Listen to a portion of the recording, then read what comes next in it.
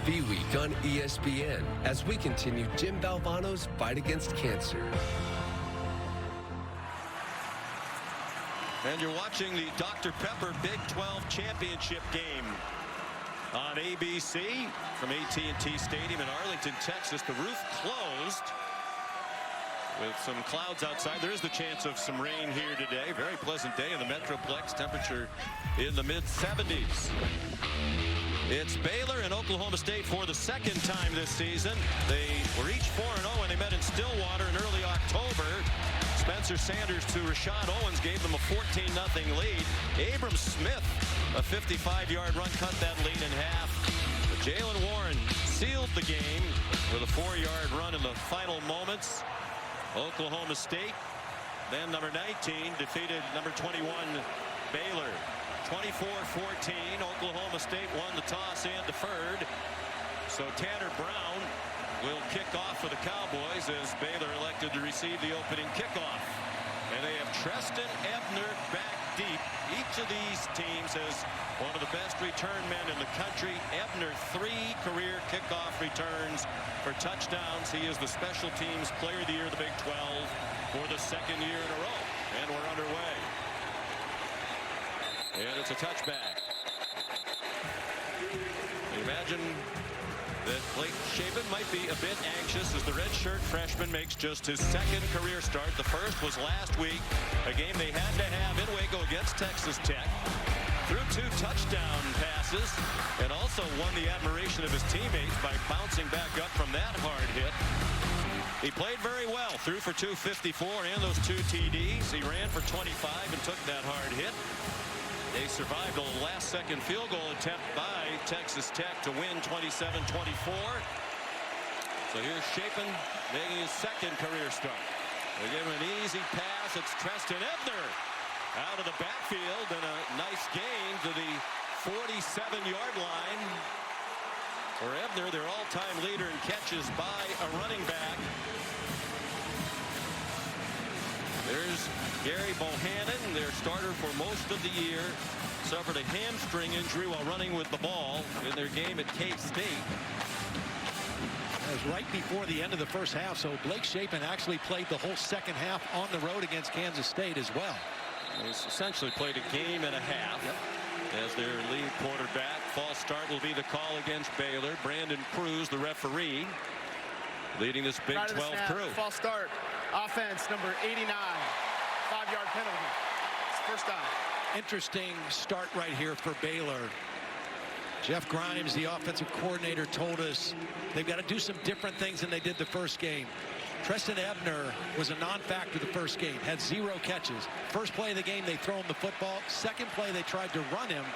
He had 8 carries for 0 yards. They want him more involved in what they do today. He's a great dual threat player. The pitch is to Ebner.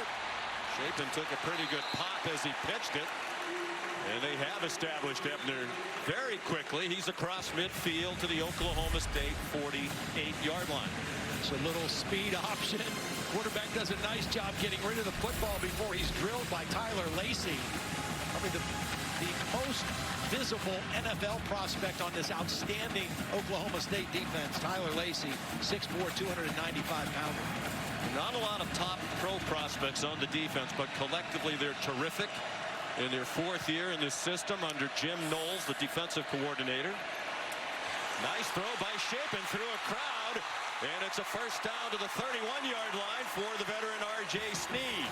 The thing they like about Shapen is his poise and his willingness to just stay in the pocket. This is a tough throw. There's 3 defenders right there, and he stays right in there and makes a beautiful throw to Sneed.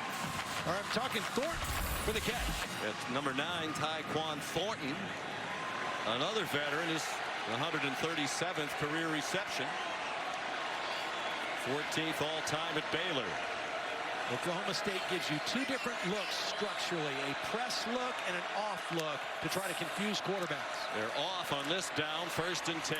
Gavin Yates, one of their tight ends, to the 30 for a pickup of 4. When Shapen came in the game at the end of the first half against Kansas State, he hit his first 4 passes, led them to a field goal, calmed himself down, and I think his poise and his willingness to just kind of hang in the pocket. Gary Bohannon was a great running quarterback, and he would leave the pocket and make plays outside the pocket more quickly than Blake Shapen chooses to do. Out of the pistol, Tristan Ebner is the running back again. He lost the football, and the Cowboys have it at the 25-yard line.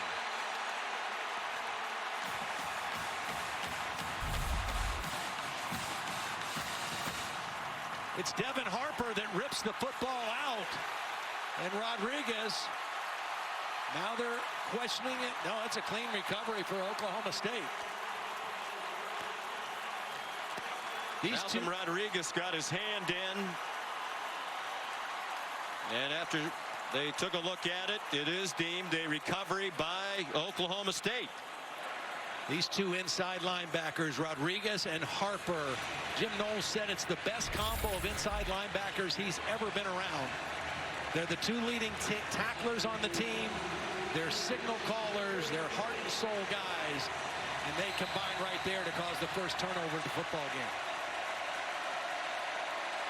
Baylor did not turn it over in that regular season meeting in Stillwater. They were actually +3 for the game, but still lost to the Cowboys. Spencer Sanders deep down the middle and through the hands of his wide open receiver at the 50-yard line. It was Blaine Green, the freshman, who's really emerged in recent weeks. He should have had that one. Ball sailed a little bit on Sanders, a little bit high, but Blaine Green has he's really helped their offense moving to that H-back kind of hybrid position they call the cowboy back from wide receiver. Sanders, he got stripped of the ball, picked it back up on the bounce, and got to the 28-yard line.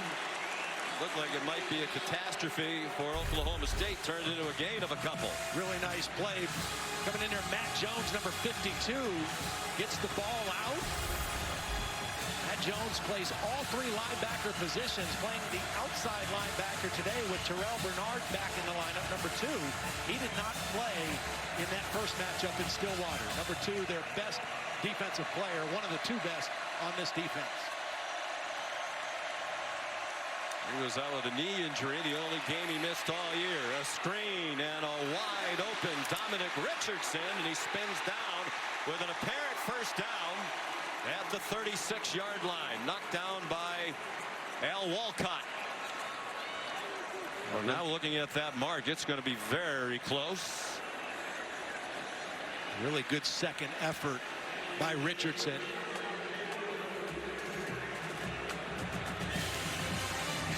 Nice call on the screen. First 2 pass plays, Baylor was able to get pressure on Sanders. You do something to alleviate that pressure, a draw or a screen.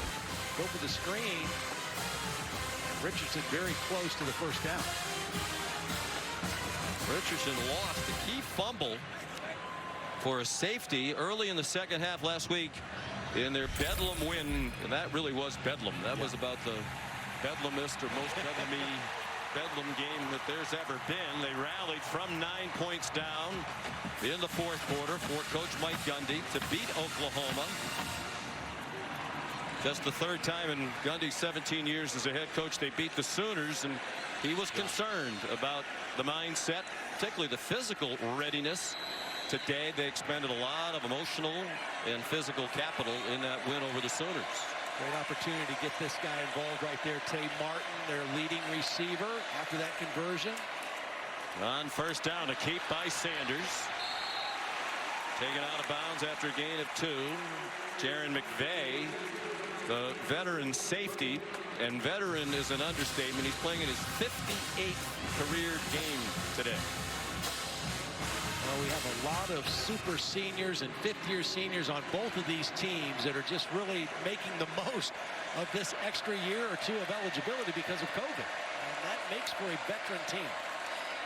Particularly on defense, it's a reason why Sanders throws short to his intended receiver, Braden Cassidy, one of their tight ends in the flat. It's a reason why they're both really good on defense. They both, Todd, have veteran teams on the defensive side of the ball. Right now Now the encouraging thing for Baylor is they are creating pressure on the quarterback with a 4-man rush. I mean, they have really gotten after it. Ron Roberts, the defensive coordinator, was once the head coach who hired Dave Aranda at Delta State. Dave Aranda returned the favor last year here at Baylor. I'm glad he did. Roberts has done a great job with this defense. Sanders has time. Juggling catch made. First down. There's Tay Martin, their leading receiver, the transfer from Washington State to the 48-yard line, a gain of 11. Perfect timing. You know, it's interesting. Tay Martin, that's his 62nd catch of the year. 38 of those catches happen outside the numbers. They really throw it to him wide.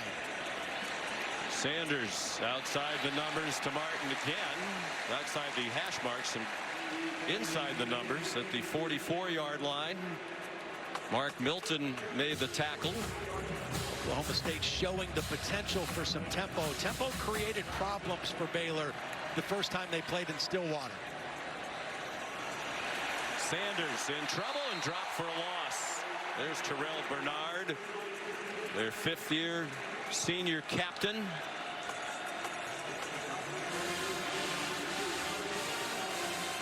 He had a torn meniscus and sat out the regular season game. Had it scoped, came back in the very next game to play against West Virginia.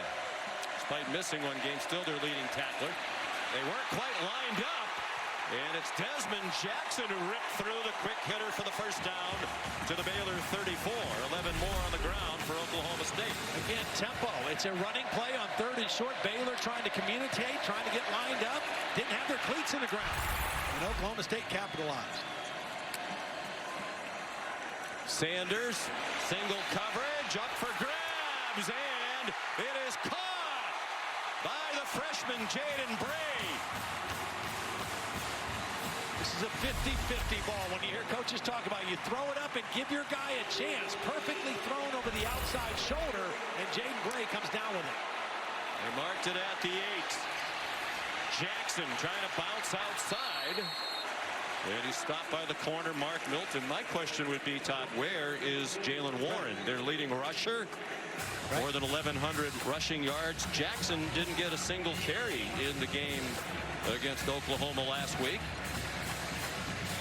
Well, we haven't seen Jalen Warren, and we didn't see Abram Smith in the first possession for Baylor either. So 2,000-yard rushers that you think we would see a whole lot of, we have not yet seen in the football game. That is strange. Dominic Richardson now the running back as they operate out of the pistol. Richardson lowered his head, got to the 5. It'll be 3rd down and goal. Nearly midway through the first quarter of this Dr. Pepper Big 12 championship game.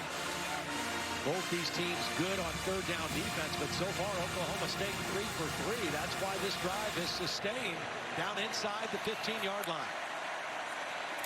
Sanders, plenty of time to the end zone, incomplete. Off the hands of Blaine Green with Jalen Petrie, the Big 12 Defensive Player of the Year in coverage. He's a safety. He does a little bit of everything. He can cover, he can play against the run, he can blitz, and so there's a red zone stop. This Baylor defense a little different in style than Oklahoma State. A little bit more bend but don't break, and they play really well in the red zone. And in this case, forcing a field goal attempt. Tanner Brown, 23 yards, just inside the right hash mark, and it is good. Oklahoma State capitalizes on the turnover and leads 3-0.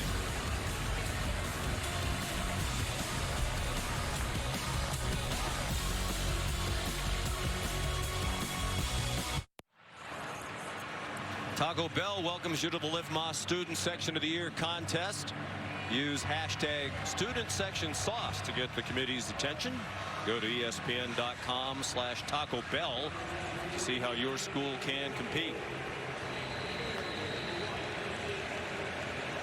Preston Ebner back for another kickoff. The first one from Tanner Brown was a touchback. His field goal has given the Cowboys a 3-0 lead.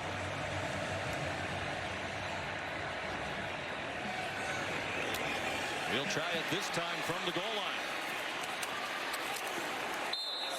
And he's down at the 21, well covered. by Oklahoma State, led by Jeff Robertson.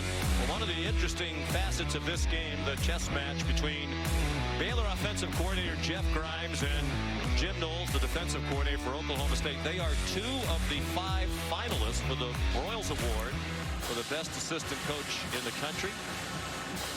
The winner of that award will be announced on Tuesday night in Little Rock. First year at Baylor for Grimes, and what a difference he's made, particularly in their ability to run the football. Now they're coming out throwing early in this game, and they're also coming out with more spread formations. They're trying to move some of those people away from the line of scrimmage. Blake Shapen is off to a nice start. Jeff Grimes, he said to us, he said, look, we have to be more efficient running the football than we were the first game. Only 107 yards, and 55 of that came on 1 carry for a touchdown. And we've got to hit some more explosive plays down the field.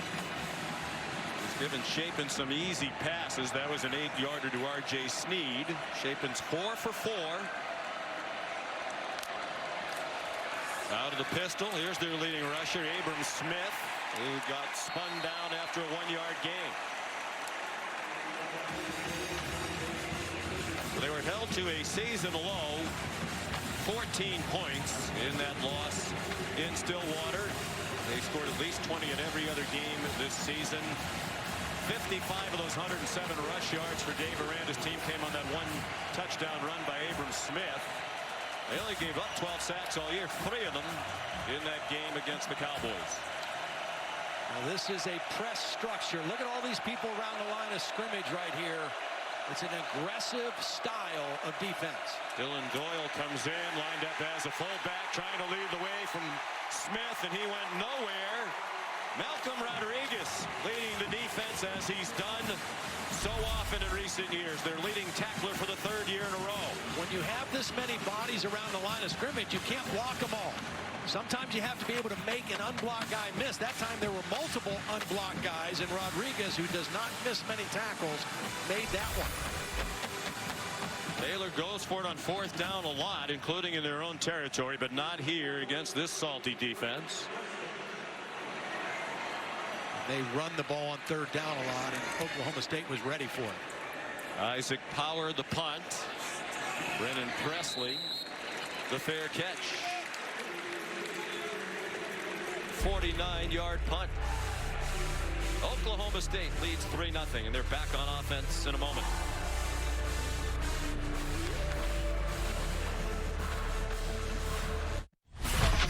The Dr. Pepper Big 12 Championship game on ABC is brought to you by delicious ice-cold Dr. Pepper, the one fans deserve.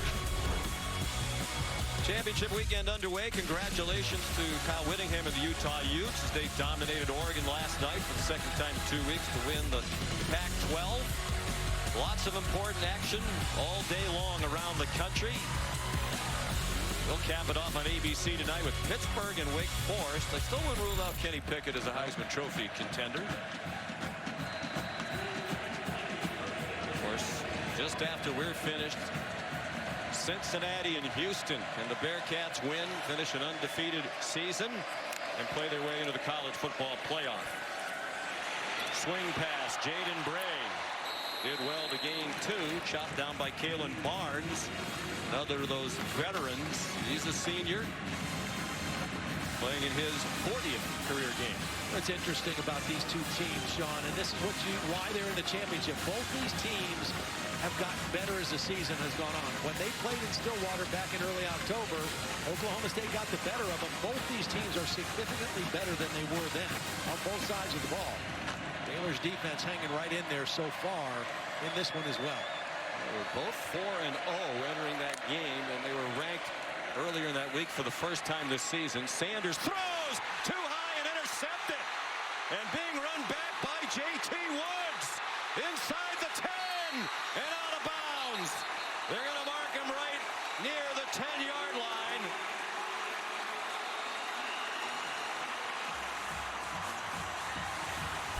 This is a bad decision by Sanders. He's going to try to fit one in this hole. But there's 2 defenders. There's one underneath, one over the top. The ball sails on him.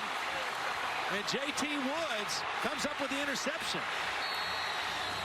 JT Woods had an interception earlier in the year against Oklahoma State when they played in Stillwater.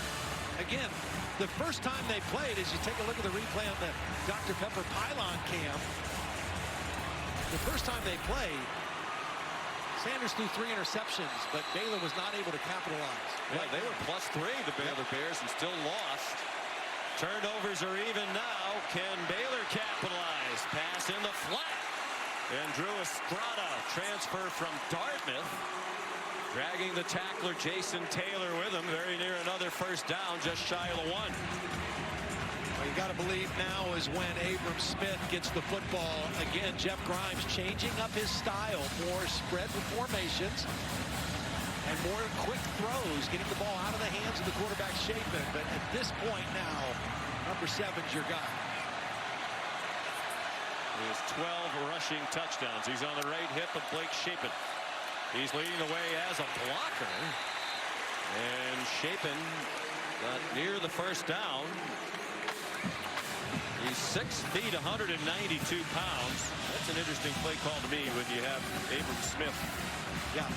Well, I get it because you pick up an extra blocker, but the difference is when Gary Bohannon is a quarterback, he's 6'3", 221 pounds. So it's a different body type running that play. And you don't have a lot of depth behind Shapen if he takes the kind of hit that causes him to leave the game. They bring Dylan Doyle, one of their starting linebackers, back in. He has a touchdown run and a touchdown catch out of that fullback position. And interesting fake. It worked. It's a touchdown to Ben Sims. Just love the poise of this young quarterback. He takes his time to sell this fake. Then he knows he's going to get hit. But watch him sell the fake with his eyes and with hiding the football. And that's why Sims was so wide open. It was a brilliant fake on the 3rd down and 1 call. And Baylor gets the touchdown. What a cool customer Blake Shapen is. 2nd career start, and it comes in the conference title game. And he hasn't missed yet. He's 6 for 6 for 59 and a touchdown. Isaiah Hankins added the extra point. So it was set up by the takeaway. That's 21 straight games with a takeaway now for the Baylor defense. Yeah, bad throw, bad decision. Throwing it there in the middle of the field, and Baylor, what they do best, takes the ball away, and the offense capitalizes with a leading touchdown now, 7-3.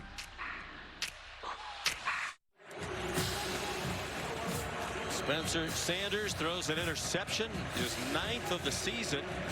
Been better in that area recently, although they did survive 2 interceptions he threw last week to win the Bedlam game against Oklahoma. Baylor capitalized on the short field and has a 7-3 lead. As Noah Rauschenberg kicks off, and it's a touchback. Here's Molly. Well, Mike Gundy told us Spencer Sanders has let his emotions get the best of him in the past, and he was hot after that interception. He yelled at an official for seemingly a missed holding call on a Baylor defender on one of his receivers. He had to be restrained by his teammates, and quarterbacks coach Tim Rattay had to calm him down on the sidelines, guys. Now, it could have been a hold. The problem is there was a deep safety right behind the receiver. That was the problem for Sanders, not the hold on his receiver. The fact that there was a deep safety waiting there for the football, reading the quarterback's eyes. When we spoke with Casey Dunn, the offensive coordinator, said that's a big reason for the improvement of Sanders this year. He's gotten better at not getting emotional, not letting one mistake, one bad play carry into the next. Here's Dominic Richardson out to the 29-yard line. He said Tim Rattay is really the guy charged with doing that. Tim was an outstanding quarterback. When something bad happens, he gets with Sanders on the sideline and tries to calm him down. Yeah, and that's been very valuable. I mean, obviously Sanders is an emotional guy. He plays with his heart on his sleeve, but Tim Rattay being on the field has done a great job of just getting him to look to the next play. And that's been a big improvement for him. Pass in the flat. Blaine Green out of bounds. 30-yard line. Short gain. And Molly, where is Jalen Warren? Yeah, you guys have been wondering where he is. I'm told he's not 100%. He's been dealing with a lower leg injury for most of this season, but he's available and healthy enough to play. He's just not 100%, John. He's by far their leading rusher. Had a terrific year. The offensive newcomer in the year in the Big 12 as a transfer from Utah State. Sanders flush to his right. Takes off running and skips out of bounds with the first down. Now that's what he can do, and that's when we talked to Ron Roberts. He said the biggest concern with dealing with Sanders is his ability with his feet to create a second play. So the first play was dead. They had good pressure. They had the receivers covered. He's able to create a second play with his legs, getting outside and picking up the first down.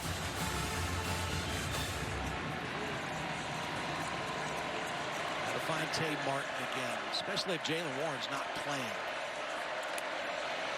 Under 2 minutes to go in the opening quarter. Sanders pressured after the fake and throws another interception. Matt Jones picked it off. Just a beautiful job by Matt Jones reading the screen.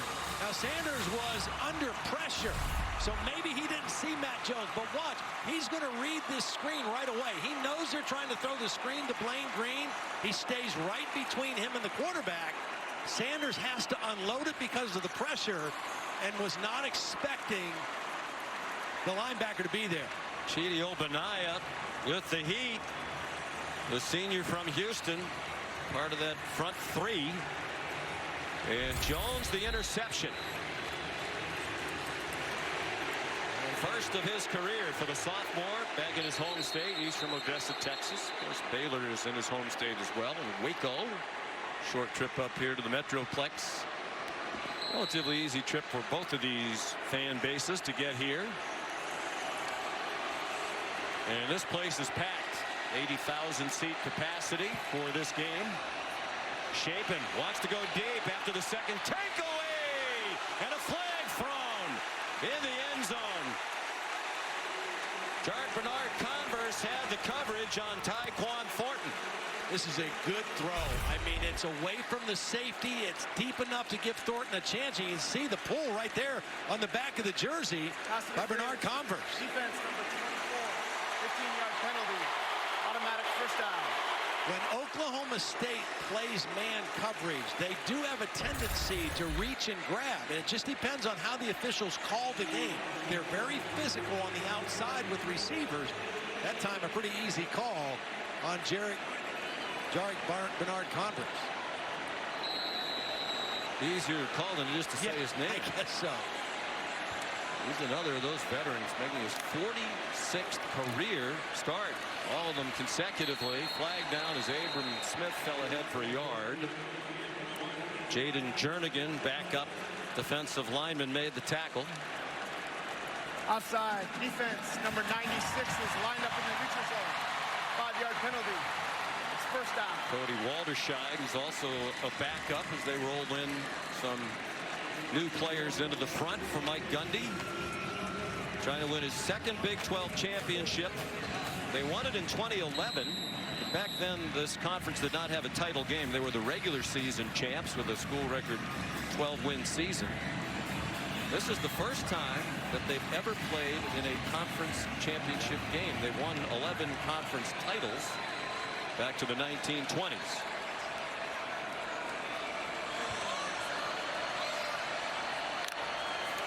First and 5. Pressure off the corner immediately. Trey Sterling came on a blitz from Shapen's right, and all Shapen could do is get out of the way. Well, they took Oliver, their best pass rusher, and dropped him into coverage. They brought pressure from the field. And two guys unblocked with an easy path to the quarterback. Shapen smart just to go down and give that play to the Oklahoma State defense. Don't make things worse by trying to force the football. Sterling, a fifth-year senior. Another Texan from Sunnyvale. Instead of first and 5, now Jeff Grimes calling a second and 13. With a half minute to go in the opening quarter. Thornton's open. He bounces off ahead and goes down inside the 5. Really nice job. Kind of a high-low work. Thornton was the deeper receiver. Ebner's short. Thornton's going to come behind it, and you put the linebackers in conflict. Harper is the linebacker in conflict, goes right over his hands. Beautiful throw by Shapen over the hands of Devin Harper. Sterling couldn't tackle him on the original contact. He was involved in the stop, but yards after the catch. In total, a 21-yard completion on the last play of the first quarter. How about the start for Blake Shapen? 7 for 7 for 80 yards and a touchdown. ESPN's presentation of college football on ABC will return after this message and word from our ABC station. You're watching Dr. Pepper Championship Week, start of a great day of championships around college football. All day long here on ABC. Blake Shapen, the redshirt freshman quarterback, has his team up 7-3 and threatening again. Throws to an open receiver. Touchdown. Drew Estrada. Wide open. Baylor has totally mixed up the Oklahoma State defense. This is the little rub route. The inside receiver's going out. Estrada, the outside receiver's coming in. They pick the defender. And Shapen makes the right choice of where to go with the football. Gets that 1 foot down, but it's just the style. They've only run for 7 yards. Shapen has not missed a pass. They've gone spread formations, and they've really neutralized this Oklahoma State defense and capitalized on turnovers. Drew Estrada, transfer from Dartmouth, had a great career in Hanover, New Hampshire, and a key contributor in his first year here at Baylor. 23rd catch of the year. It's his first touchdown as a Baylor Bear.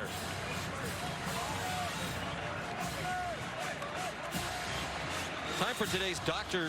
Pepper spotlight, and right now, Todd, the spotlight a little harsh on Spencer Sanders with a couple of interceptions. Both have been capitalized upon by the Bears. Yes, his 9th and 10th interception on the season, but more interestingly, his 4th and 5th interception against this Baylor defense.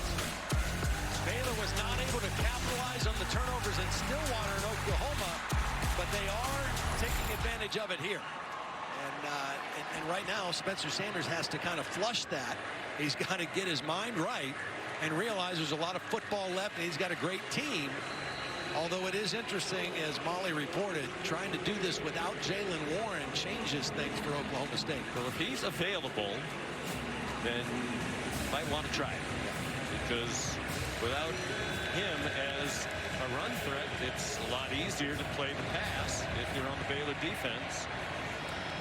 And if Ron Roberts calling those defenses. Touchback from Noah Rauschenberg. You're right, Sean. I mean, if they don't have to worry about number 7, then they can say all we have to do is take away Tay Martin as a wide receiver. If they're both in the game, which it appears they might be going that direction right now you have to play a little bit more balanced. Nope, he's just in the huddle. And noticeably limping there on the sideline. He carried the ball 36 times in the regular season game against Baylor. It's Desmond Jackson, who entered today with 29 carries all year compared to 237 for Warren in the regular season. And Jackson gets stuffed for a loss of 1, led by Siaki Ika. What a character he is, and what a terrific player he is Casey Dunn, the offensive coordinator for Oklahoma State, said, did you watch film of number 62? And he just throws centers around. You can't block him with one guy. I mean, Oklahoma State tried to do it that time. He just took the man blocking him and drove him right into the running back. He is a powerful man, a transfer from LSU, came with Dave Aranda. Part of their title team at LSU in 2019. Aranda was the defensive coordinator. They try a draw, and Jackson with another loss back to the 19. Jalen Petrie, one of the finalists for the Thorpe Award, is the best defensive back in the country. Nice little stunt. Here's Petrie. He's coming inside on the stunt, and it's perfect timing. It's going to go right to where the play's going. The draw play, he's unblocked, and a 3rd and long now for Sanders. 3rd and 15. And they're not even going to risk it, but Sanders shaky, having already thrown 2 interceptions on 3rd and long. A very safe run. Desmond Jackson, tackled by Terrell Bernard, and Casey Dunn has to figure it out for this Cowboy offense. Well, right now, what Mike Gundy needs is his defense to play the way they've played all year. They've got to get a 3 and out. They've got to try to play some field position, see if they can flip the field, because right now Baylor controlling this football game thanks to the turnovers and thanks to the throwing of Blake Shapen. Tom Hutton, the 31-year-old punter from Australia, and a fair catch made by Treston Ebner after a 47-yard punt. So they're playing as Baylor with their backup quarterback, Blake Shapen, his second career start. And if you're a Bears fan, you're a little bit worried about that, you can stop worrying. Well, that was the first play of the game, and he has looked comfortable and poised in the pocket. When you're comfortable and you're relaxed, your vision is better. He's seeing the field. He's not bothered by this pressure defense of Oklahoma State, and the play calling and the formations has really kind of put this defense on their heels. I got to believe Jim Knowles is going to try to find a way to pressure this guy pretty soon. They've sacked him once. They've given a lot of quick short throws like this one on first down to Ebner. Tackled perfectly as always by the former wrestler Malcolm Rodriguez. Shapen, redshirt freshman from Shreveport, Louisiana. It wasn't even a given he'd be a football player in college. He was one of the top baseball recruits in the country. I was on a radio show last night, Todd in Waco, with Matt Mosley. He said if Shapen opted to be on the baseball team at Baylor, there's been talk about that. Steve Rodriguez would love to have him. He'd be a middle-of-the-order hitter in their starting shortstop. Played at Evangel Christian High School, really good football program in Louisiana. Ebner did well to turn that into a game. Shapen is also the nephew of the great golfer Hal Sutton, 15 times a winner on the PGA Tour, on the PGA Championship, Players Championship. You have to be good under pressure to win that much on the PGA Tour, so Tom under pressure might run within the family. Well, he needs to be smart under pressure here. 3rd and long, Oklahoma State wanting a 3 and out. He's got to make a good decision with the football here and not give the Cowboys a short field. 4-man rush. He got it off, but short of the first down. Tyquan Thornton, excellent tackle by Jarek Bernard Converse. How about that throw? That was a shortstop throw. Did you see it? It was a little sidearm sling. He hit Thornton on the move. It was a good throw and catch, but well defended on 3rd down with the sure tackle by Converse. There it is, a little flick. I know they're short throws, but the accuracy has been very impressive. 10 for 10 now. Such a good baseball player. He played in the Under Armour All-American game in 2019 at Wrigley Field. Whew. Rocket of a punt from Isaiah Power. And Baylor gets a nice bounce as they'll down it inside the 10-yard line. Brooks Miller there to down it. 54-yard punt. Can Spencer Sanders get it together?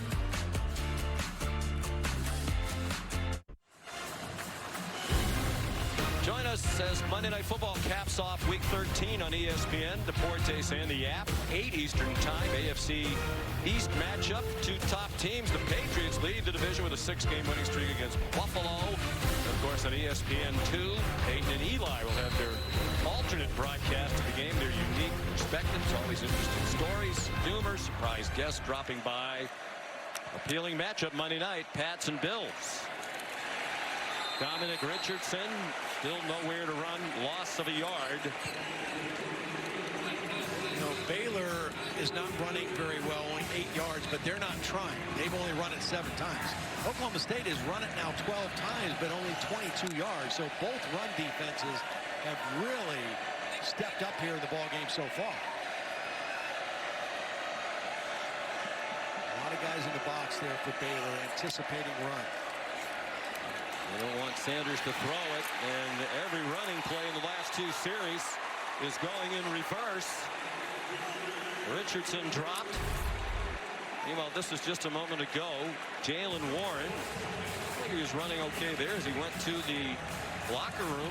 Maybe they're going to do something to try to get him ready to play. Big surprise to us. We met with the coaches this week. No mention from the Oklahoma State coaches about any issue with Jalen Warren. Spencer Sanders throwing out of this end zone. It's all Oklahoma State fans in this end zone, so he should be able to call a throw gain here and try to make a play. Three receivers were in a bunch to the short side. He's going deep into triple coverage, and it's incomplete. Trying to get it to Brennan Presley. And that really had no chance as Presley was surrounded. Well, there were a lot of guys there, but there looked like there was contact before the ball got there. The Oklahoma State sideline was calling for interference. And that was McVay coming over, number 42. He was making a play on the ball, but he knocked the receiver down as well.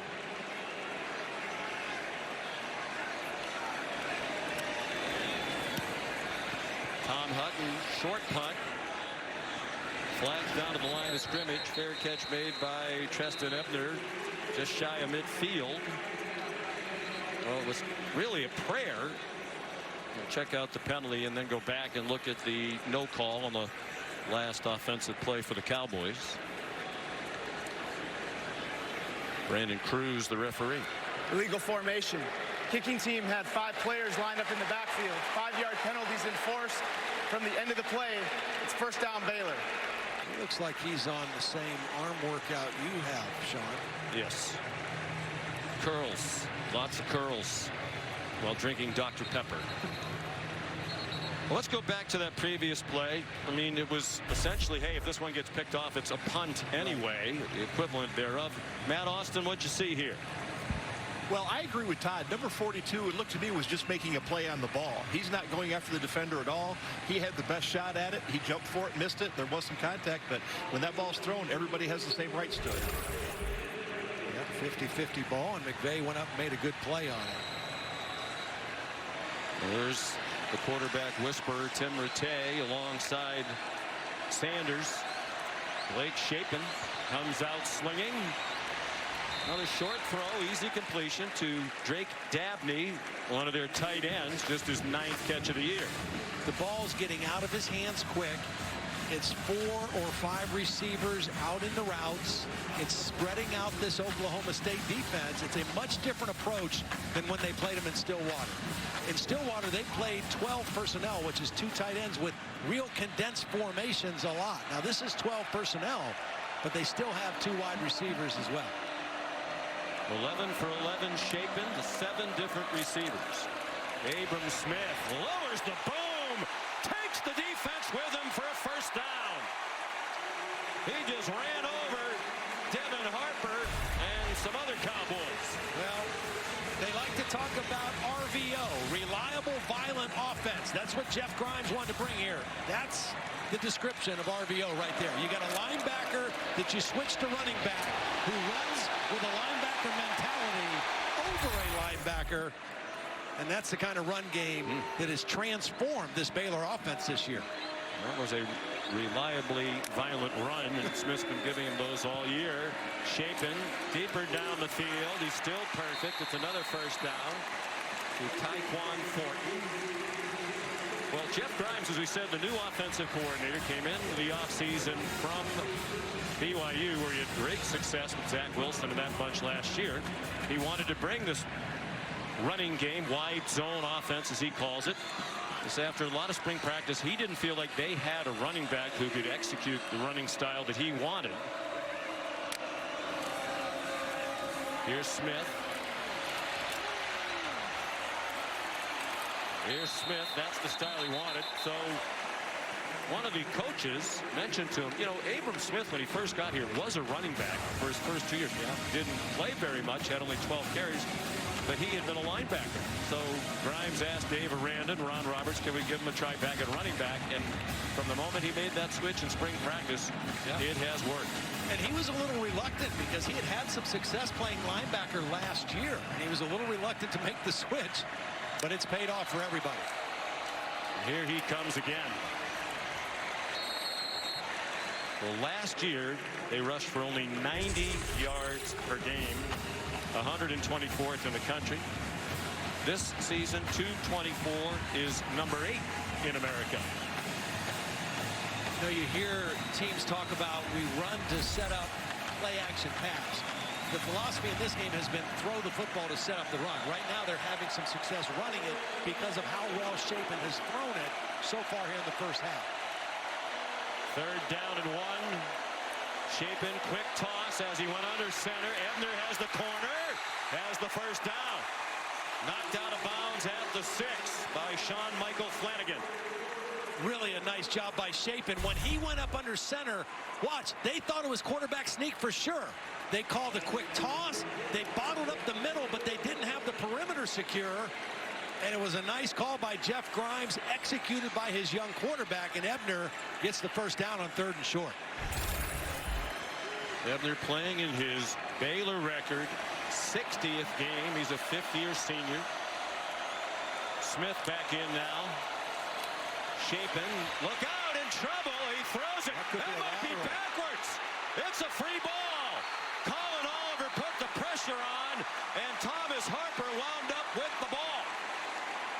Well, Colin Oliver, you cannot block with a tight end or a back. And they tried to block him with Abram Smith. And that's a mismatch. And now the question was that ball thrown backwards? Certainly looked like it from here. That's what they're talking about. It definitely did not get near the line of scrimmage. Remember earlier, Shapen was under duress and he ate the ball. He knew the defense won. This time he tried to get rid of it. Well, he's straddling the 20-yard line on the as he field throws is an incomplete forward pass. There was intentional grounding on the offense. Quarterback. Now, I think it's a forward pass, but the reason that it's intentional grounding. Foul with the loss of down. The ruling of a forward pass is under review. He was not out of the tackle box, and the ball did not cross the line of scrimmage. I think the bigger question is this a forward pass? Let's bring in Matt Austin. Matt? Yeah, this one's going to be extremely close because the rule is where does the ball leave the quarterback's hand and then where does it touch something? In this case, it's the ground. So if he threw the ball hits at the 19. So the question is, did he throw it before or after the 19-yard line? Hits at the 21. I'm sorry, the 21, yeah. yes. It's where it comes out of his hand? Yes. Now, the other side of it, the ball has to go forward. Anything that doesn't go forward is backwards. So if it goes sideways, that's considered a backwards pass. We'll sort out this very important ruling when we come back. Places the ball at the 21.5-yard line. It's 2nd down. Well, you can hear the booing as we were coming back from break. Brandon Cruz announcing that the play stands is called. So I don't think the replay official, Rick Lumiere, had enough evidence, Matt Austin, to overturn the call on the field. Yeah, I agree. And without a shot right down the line, this is so close, I don't think there is indisputable evidence to overturn this call. So you have to go with the ruling on the field. And what they ruled was they're spotting the ball on the 21.5, and the ball clearly landed on the 21. I don't think it was that's accidental placement. A half-yard forward pass there. Baylor very lucky, because that could have been a huge mistake. Put it there because if they said it was on the 21 and the ball landed on the 21, as Matt said, it has to be forward, right, or else it's backward. So they were paying attention to the spot. 2nd and goal from the 21. Baylor already up 14-3. In traffic, catch made. Ben Sims, junior from San Antonio, gets them to the 13-yard line. Well, another quick throw that time by Shapen. Ben Sims, a big part of this offense. I mean, Oklahoma State does not throw to their tight ends very often. Baylor does. Ben Sims coming into the game, 27 catches, 5 touchdowns. He's added to that in both categories already today.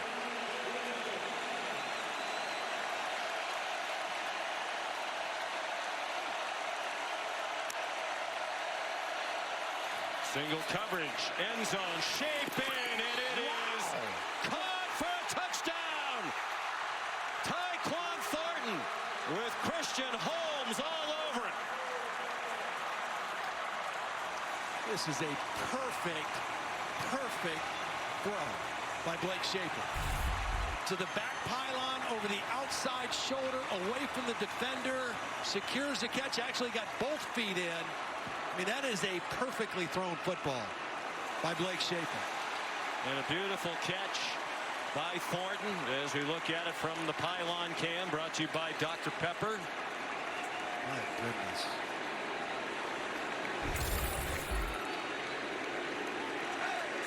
Well, they took advantage of the near fatal mistake. They get the ball back. He hits Ben Smith or Sims to bring it into a 3rd and short, and then he throws a perfect touchdown to Thornton. His first today, his 9th of the season. Isaiah Hankins, and movement before the snap. You're right, everything going Baylor's way.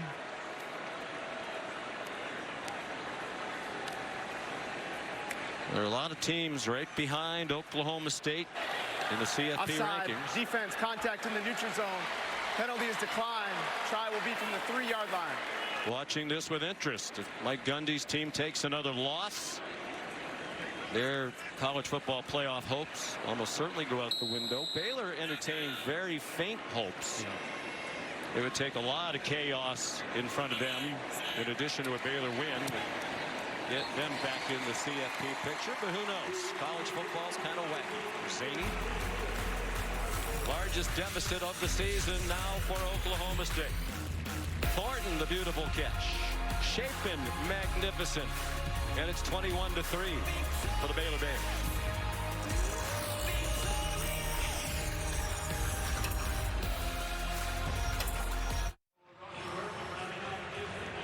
Aerial coverage provided by Goodyear. Anything can happen as long as you have the drive. Goodyear more driven. Not sure why the roof is closed today here at the home of the Dallas Cowboys. We've asked a number of people. No one seems to explain it. It's 72 degrees outside. It's actually quite warm inside with the roof closed. All Baylor in this Dr. Pepper Big 12 championship game. Leading 21-3. Noah Rauschenberg, another touchback. Time now for the All-State playoff predictor. And I can't always explain how this works. I know you can. You graduated with very high honors. You're an academic All-American. Maybe later on you can explain all the variables that go into this. But even though Oklahoma State is ahead of Notre Dame at the start of the day, the playoff predictor had Notre Dame with a slightly better chance to get into the college football playoff. Well, the only thing I do know about that is Notre Dame is watching today. They played their last game against Stanford. You can't lose. And Oklahoma State, it's beating a team for the 2nd time who's a good team, a 10-win team. And so all that factors in. And right now it looks pretty smart. Swing pass, Desmond Jackson. This is a critical drive for Oklahoma State and Spencer Sanders. There's 5 minutes and 20 seconds left in the first half. They won the toss and deferred, so they'll get the ball to start the 3rd quarter. They need to get a touchdown on this drive and get some momentum to get themselves back in this football game. 6-yard gain. Sanders deep for Bray. Single coverage and a great adjustment to the ball.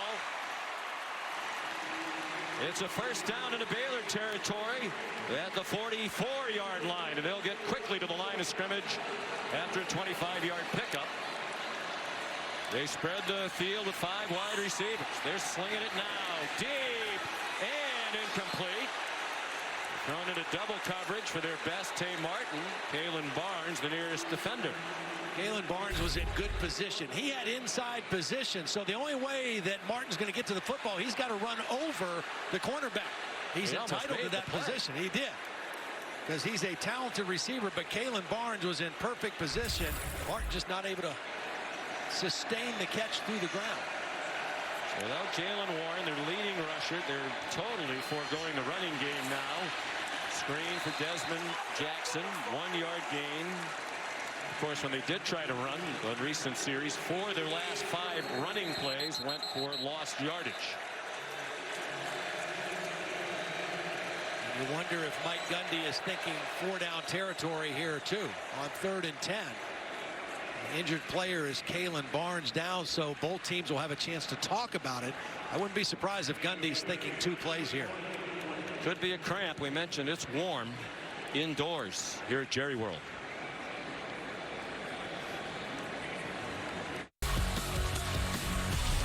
Back here in studio, Kevin Nagani alongside Booger McFarland. Capital One halftime report just minutes away. Blake Chapin, 14 of 14, 3 touchdowns. What's he doing against Oklahoma State's defense? Well, he's just taking what the defense is giving him. He's been very accurate. But what about that Baylor defense? 2 turnovers and playing outstanding. Dave Aranda should be proud right now. Notre Dame fans cheering on the Bears. Back to you, Sean.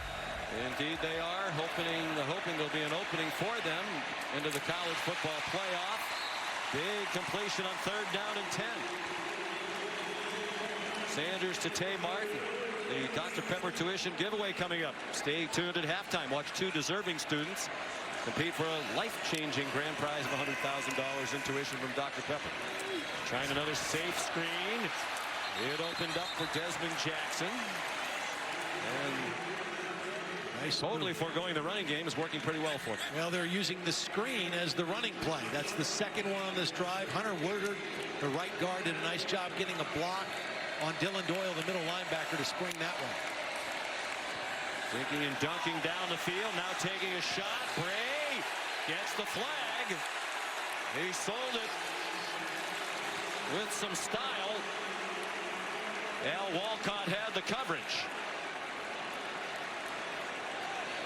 Pass interference, defense, number 13, 15-yard penalty, automatic first down.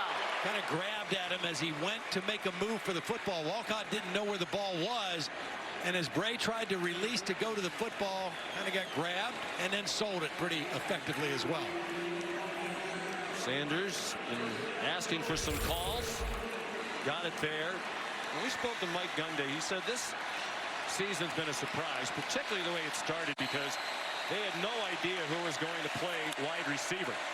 Some young players have emerged, including Bray. Now it's Martin, batted away by Walcott. That is the 8th straight passing attempt. Actually, it was Kalen Barnes who had the coverage.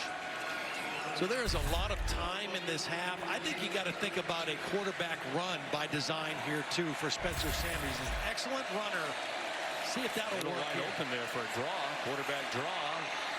They pressure him. He puts it up for Martin. And it's knocked down by the great Jalen Petrie. Only player in the country who's forced 3 or more fumbles, who's recovered 3 or more fumbles, and who has 2 or more interceptions. That's just perfect coverage, reading the eyes of the receiver, and then just got his hands up there. The draw, the quarterback run could have worked on 2nd down, 3rd down. You almost have to throw here unless you put him on the move and give him a run-pass option. 3rd and goal from the 6. They're down by 18. 4-man rush. He steps into the rush. Stays on his feet for a while now. Throws it away. The general direction of Bray. Braden Utley. Jaron McVay, the pressure, and Mike Gundy has to send on the field goal team. Good rush by 4 guys, 7 defenders against the pass, and when you don't have to guard that much length of the field, you can really squeeze those routes. Sanders does well just to get rid of the football and not take a loss. So it'll be a 23-yard try for Tanner Brown, again from just inside the right hash mark, just about the same spot he made the first field goal, except in the opposite direction. So the field goal is good. Dave Aranda, that's a win as his defense rose up in the neutral zone. Still has a 15-point lead. Here's this week's college football playoff rankings brought to you by AT&T 5G. You said at the top of the telecast, Todd, if Oklahoma State wins and any one of those 3 loses, Michigan, Alabama, Cincinnati, they're very likely to get in. But if Oklahoma State gets out of the way, look out for the Fighting Irish. Maybe Marcus Freeman, and we congratulate him on the hiring as the Notre Dame head coach. Maybe his first game as a head coach is in the college football playoff. Yeah, that could be interesting. And then, you know, the other thing that again, we got 30 minutes of football to play in this one yet, but the other thing that you wonder about then is there another one-loss team? What about if Alabama plays really well but loses a close game in Atlanta to Georgia? Is a 2-loss Alabama team still have a shot at that point? Well, there could be chaos today. I mean, Georgia's going to be in no matter what. I think everybody agrees on that. Well, what if Michigan loses? What if Cincinnati loses? What if Alabama loses? Do they still make it as a 2-loss team? Lots to sort out for the committee. Preston Ebner, the kickoff return. And if you want all the answers, there's a lot of football left to be played today to determine it. The exclusive reveal of the college football playoff matchups, semifinals in the Cotton Bowl and the Orange Bowl, to be played on New Year's Eve on ESPN. The coverage starts at noon Eastern time tomorrow, right after Sunday NFL Countdown on ESPN. Reese and the guys will unveil the New Year's 6 bowl games. We'll have the final top 25 rankings. It's a 4-hour special. Abram Smith, running room, and a 12-yard gain on first down.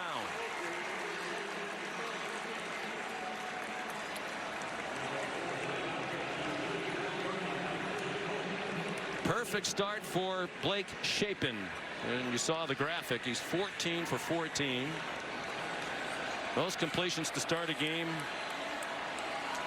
by any quarterback in the country this year, tied with Will Rogers on an excellent season for Mississippi State. With the lead and 3 minutes to go in the half, they run it with Abram Smith to the 36-yard line. Well, they run it, which is conservative, but they've run it effectively on back-to-back plays with Abram Smith. So if they make another first down here with just under 3 minutes, they might get a little bit more aggressive with a quarterback who they feel very comfortable and confident in, to see if they can tack on some more here before the end of the half. They've rushed for only 35 yards, and yet they have a 15-point lead. The slant for a first down. Tyquan Thornton has had a big first half for the offensive coordinator, Jeff Grimes. And Christian Holmes, who was involved in the tackle, is slow to get up. And it's a right arm or shoulder injury, it seems, with a transfer from Missouri. Such a great day in college football with the championship games. And, you know, we mentioned already last night Utah with the Pac-12 championship. We should also give a little shout out to another Texas team. UT San Antonio won the Conference USA championship with a 49-41 win over Western Kentucky. 12-1 for Jeff Traylor's team. So today, just an exciting day of college football, and kicking off right now here in Arlington. It'll be interesting to see what transpires the rest of the day. I don't remember in the 8 years now of the college football playoff where it seemed like there was so much uncertainty heading into championship Saturday. Uncertainty on the playoff, uncertainty on the Heisman, all the way into the final weekend. It's been a great college football season, and everything is going right down to the wire. Well, we will have some new blood. One of the criticisms of the 14 playoff, it's the same teams over and over again. Clemson definitely will not make its 7th appearance in 8 years this year. Alabama still might. Ohio State hoping for a lot of chaos to transpire today. Abram Smith just shy of the first down, just shy of midfield. Tanner McAllister made the tackle. I think the play calling of Jeff Grimes and the execution by Blake Shapen in the first half has been amazing. I mean, they have kept this aggressive Oklahoma State defense on their heels, and they've really mixed them up with formations and with play calling. It's been a beautiful first half of offensive football for Baylor, who did not have much success offensively when these two teams met in Stillwater in October. And in fairness to the Oklahoma State defense, which has given up 21 points, they've had to defend a couple of short fields after the Sanders interceptions. Great tackle to stop Drew Estrada short of the first down. It was Tanner McAllister and Trey Sterling to force third down and a short 2. They're bringing Dylan Doyle in, their fullback. Remember the last time he was in the game on the goal line, they threw a play-action pass for a touchdown to the tight end, Ben Sims. It was a similar situation, only on the goal line, with Doyle in at fullback. Doyle, hard-nosed player, transfer from Iowa. He's had a terrific 2 years in Waco. They fake the toss. They throw it to a wide-open tight end down the middle, and Sims has the first down. Beautiful play call by Jeff Grimes and well executed. Although if the throw was a little better, it might have gone for more. They'll settle for 17. And it fooled the main veteran on this defense. Malcolm Rodriguez, the leader of this defense, leading tackler, was completely fooled by the fake. It was the same combination, the same concept, but a different execution. This time they're releasing the tight end right down the middle. Watch number 20 just get totally sucked up on the fake, and the tight end slips behind him. If the ball, you're right, if the ball's thrown better, it maybe is a touchdown. But nonetheless, a great conversion on 3rd and short for Baylor. Now they can be aggressive at this point. They've got 2 timeouts. They've got 46 seconds. They can be aggressive right here. Blake Shapen, in one of the performances of the year in college football. You're just joining us. He's a redshirt freshman making his 2nd career start. And he is 17 for 17 for 151 and 3 touchdowns. Had 1 bad play. Got away with it. You know, got away with the call in his favor, but only 1 bad play in the whole first half. They used their first timeout. They have 2 more left. They're on the fringe of field goal range. Shapen pulls it down and takes off. And he got 8. They'll mark him at the 26. Will they use another timeout? Well, there's a player down also. Trey Sterling down for Oklahoma State, so that'll stop the clock. And Baylor can hold on to that timeout.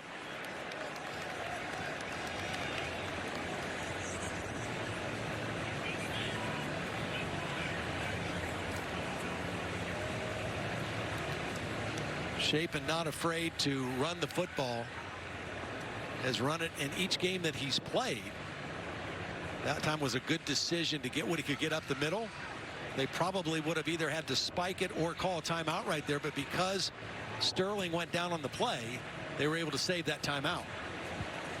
When you think of what had to happen for them to get here, they had to win last week against Texas Tech. Right. And Shapen made his first start. Baylor has elected to decline the 10-second runoff. The clock will start on the next snap. Texas Tech had a 53-yard field goal try at the buzzer, which would have forced overtime.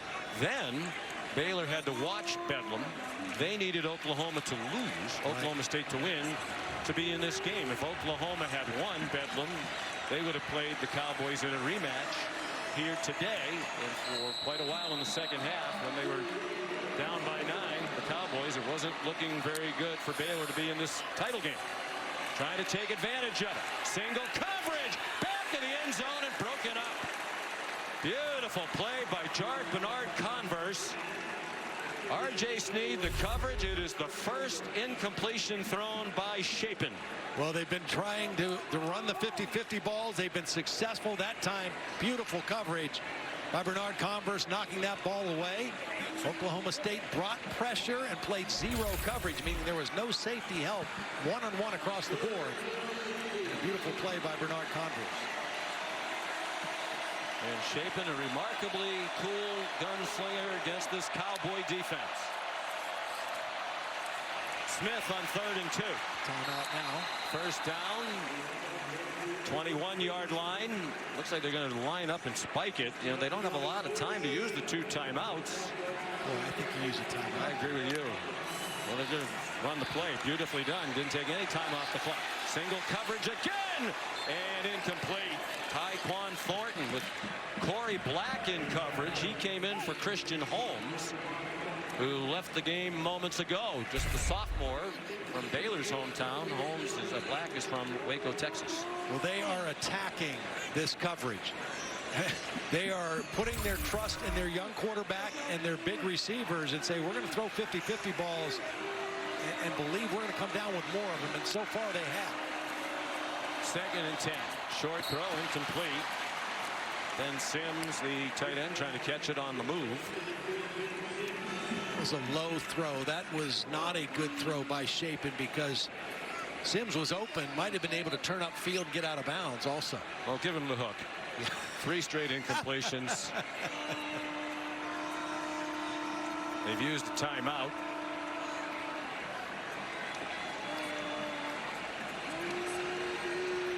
Play clock is still running.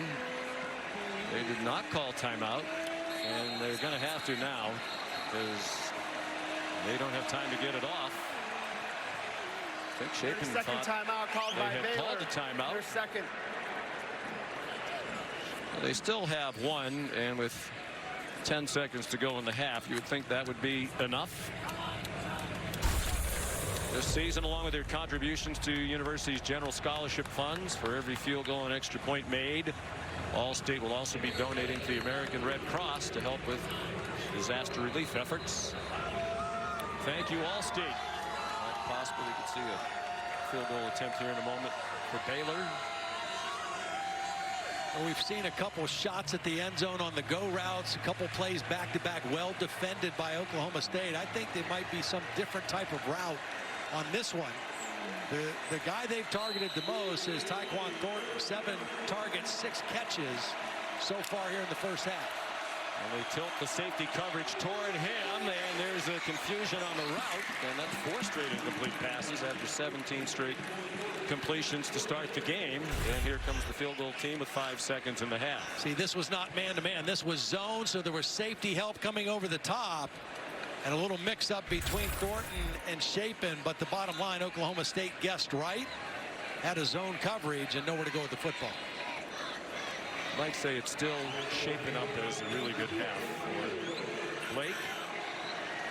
They'd like 3 more off the foot of the true freshman walk-on from Little Rock, Isaiah Hankins. And they got pressure on it, and I believe they got a piece of it. Corey Black came from the kicker's left and got enough of that ball to have it come up short. Well, he made a nice play knocking a ball away, and now he's going to knock a kick away. And Oklahoma State takes some momentum, the last to score in the first half. And now they go into the locker room with a good play by their special teams and will get the ball to start the third quarter. Hankins had not missed from inside 40 all year. That 39-yarder comes up short. Here's Molly McGrath. Coach, what did that special teams play do for the confidence of your team heading into the locker room? Well, I hope a lot. We need a little confidence. We need to settle down on offense a little bit. We're not rushing the ball as well as we need to. And then obviously turnovers put us in a tough situation. So we got to get everybody settled down and come out, play a good second half. Will we see Jalen Warren in the second half? No, Jalen can't play. What do you guys need to do without him? Well, we just got to stay the course. I mean, we got to get back in the flow and stay the course. Thank you, Coach. Apparently, Warren just wanted to be dressed to be in uniform with his teammates for this title game today. Baylor leading at the half, 21-6. We'll send you to the studio for the Capital One halftime report after this message and a word from our ABC stations.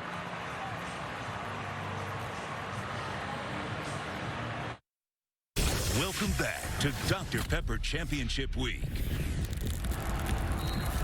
And you're watching the Dr. Pepper Big 12 Championship game on ABC from AT&T Stadium in Arlington, Texas, between Dallas and Fort Worth. The winner of this game will get the Dr. Pepper Big 12 Championship trophy.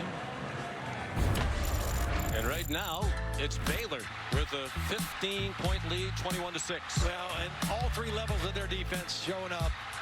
Ika, the nose tackle, eats up the double teams. The linebackers, Dylan Doyle and Terrell Bernard, flying around, making plays. And then the Big 12 Defensive Player of the Year, Jalen Petrie, with a nice play here.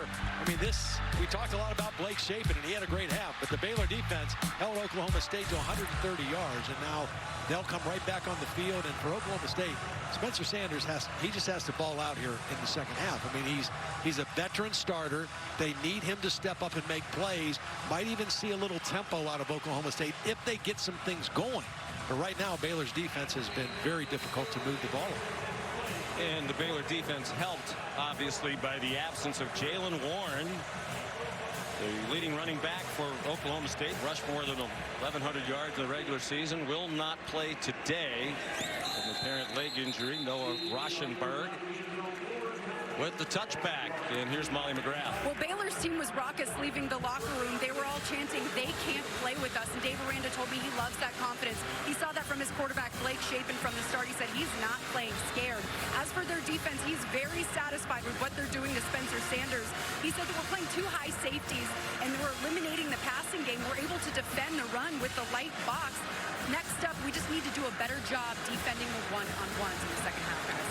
Well, that's exactly right. And what Dave Aranda just said to Molly, I mean, you got 2 safeties here, so that's pass defense. You only have 6 guys to defend the run, and they've done a good job of it. Oklahoma State's got to figure some things out. Sanders takes off running, scrambled for his life, and turned it into a first down with an 11-yard gain. Well, if you don't have your leading rusher in the game, and you're not doing the things you're accustomed to doing, then you got to find other ways to run it. And Spencer Sanders running it is certainly one option.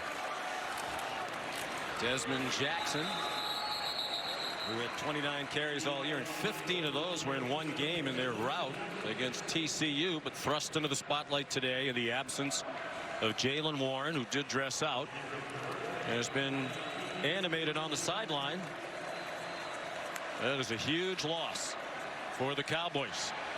A couple of receivers open. They went deeper down the field. John Paul Richardson got blasted by J.T. Woods, but he held on, got 8. On a very manageable 3rd down situation because of that completion here. 3rd down and 2. Sanders, good fake. Has the first down and then got tripped up.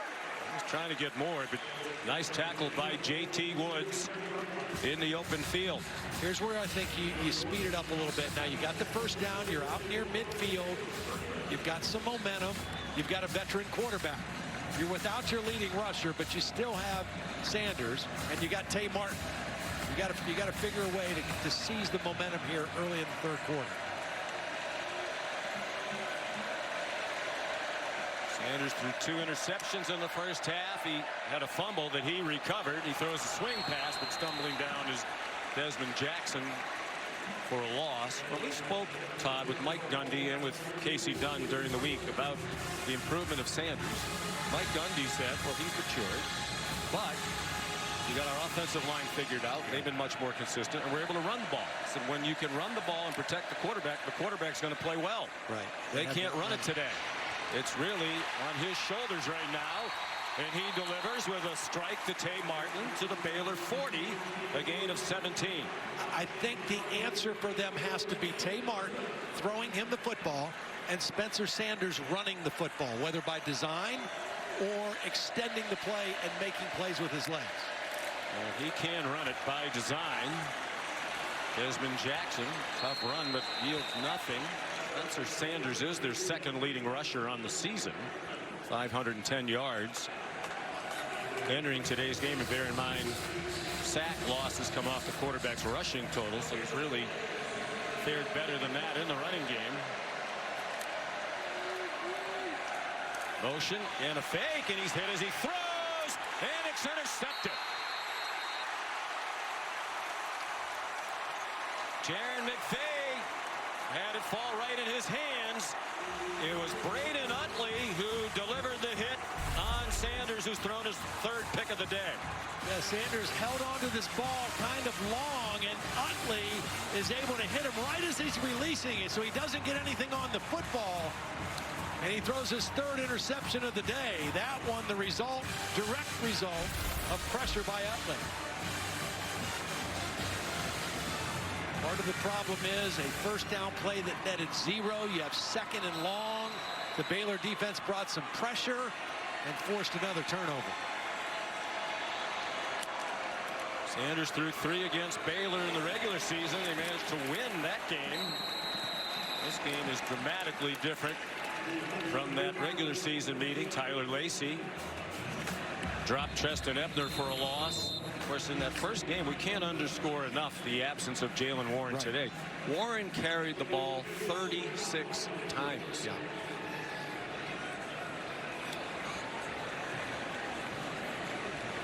The injured player will step aside for a timeout. It's Brock Martin. It's V Week on ESPN as we continue Jim Valvano's fight against cancer. V Week at ESPN, our partnership with the V Foundation, highlights the urgent need for cancer research and the elimination of racial disparities in cancer outcomes. You can learn more and help support by visiting v.org/donate. 100% of your donation goes to cancer research. After the takeaway, Blake Shapen, short throw, catch made by Treston Ebner. Sean, that negative yardage play on first down, one of the few times that Baylor was slowed on first down. In that first half, they averaged over 6 yards a play on first down. Very different than when these two teams met earlier in the year. Chance for Oklahoma State right now to get off the field with a 3 and out. Rock Martin limped off, the reason for the stoppage. He's back out there now on 3rd down and 7. Shapen the slant, and looks like with the good tackle, Drew Estrada is going to be just short. Big stop by Jabbar Muhammad. And they will. Well, now they're going to go for it. Baylor has gone for it on 4th down 22 times, or they've converted 22 times this year. Do you like this in your own territory? They're 8 for 9 converting on 4th down in their own territory, but I do not like this call. You have all the momentum in the game. Maybe try to draw them off sides, but I don't like going for it here. I agree with you. Doyle, the fullback. This is a chance to give the Cowboys momentum right back into the game. Shapen lofts it up, throws it away. Well, as you said, they were 8 for 9 in their own zone, going for it on 4th down. Now 8 for 10, and both stops by Oklahoma State. There's just no point in that. There's no reason for it. It's a field position game, and you own the advantage right now because your defense is playing great, and Oklahoma State's offense is struggling against your defense. Why give them a short field? Why not make them go long field against your defense? You put yourself in a bind, and Dave Miranda's a defensive-minded coach. That's partly why it's so surprising to me. The 2 misses in the regular season game on a 4th and 4 at Oklahoma State, and now today. But in the game in Stillwater, they were behind. They handed the Cowboys great field position. But Baylor in possession of a 15-point lead. Dominic Richardson. Boy, what a good play. Now, in that regular season game, when Baylor went for it in their own zone and didn't make it, the defense forced an immediate 3 and out and a punt. So Dave Aranda betting this group can do it again. That was Dylan Doyle for the nice play. 4 receivers out of the pistol. Dominic Richardson, the running back. Another first down play that lost yardage. Baylor's been really good on first down, offense and defense today. Pressure from the corner. He got double teamed, and there's the diving catch by Brennan Presley. Where are they going to mark it? He rolled across the line to gain, but they're going to mark him 1 yard short. It's 3rd and 1, and they come up quickly to the line. Looks like it would be a sneak for Sanders. Yep. And he has the first down. Well, that 2nd down play was a really nice throw by Sanders. He was under duress. Ika was getting pressure right in the middle of the pocket. Could not step into the throw. Still able to get enough on it to Presley to make it 3rd and short. Got to be better on first down right here. They can't come up 2nd down and 10 or 11 in this part of the field. Richardson in trouble and dropped.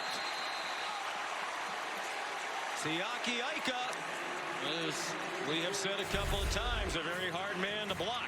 Well, this time there's 2 bodies. He just splits the double team and gets into the backfield. And the thing about him is not only is he big and powerful, he has excellent quickness and energy for a guy that big. He's going to make a lot of money at the next level as an interior defensive lineman. Transfer from Salt Lake City. Interesting misdirection action here. Presley belted down. Didn't yield much. And Ika showed up stylishly ready to play. Well, there's Siaki on the field before the game. Likes the cameras, knows where they are. plays with great energy, has a really engaging personality, and again, his ability to play multiple plays. I mean, he plays with great effort and energy. Not in here on this third down play. More of a pass rush down for Baylor. The defense trying to bail out the head coach. He put his faith in them by going for a fourth down. They rush 4. Sanders short throw. Catch Presley. And he rolls forward for the first down. He was on top of the defender. Line judge isn't giving him a very good spot, but he's also signaling it was a first down. Really nice effort by Presley. Tempo. Yep, very quickly. Sanders has some running room. Spencer Sanders down to the 5 and wrestled down at the 4. And now all kinds of flags thrown late. Every official out there, even some people who don't have flags, throwing napkins, popcorn boxes. Well, there was a late hit by Josh Sills after the play. Unnecessary roughness. Offense number 72. Crushing penalty. 15-yard penalty. The result of the play was a first down after enforcement. It's 1st and 10. And that's a really smart guy in Josh Sills who knows better. But that's a month late. Yeah, one of their leaders, a grad transfer from West Virginia, has played and started in a lot of Big 12 football games, and that was a huge mistake by the big fella. I mean, you're inside the 5-yard line, 1st and goal, and now you're back out. It's still first down, but you're a lot further away from that touchdown. 1st and 10 at the 19. We talked to Sills the other day. Very smart guy. As a matter of fact, he could do our jobs better than we do. He provided great analysis of both teams. Working toward a master's in international agriculture after getting his undergrad degree from West Virginia. Single coverage, bodies tangling, and a flag down. So Sills will feel better if that goes on Al Walcott, as they'll get the ball back in close on 1st and goal on a pass interference.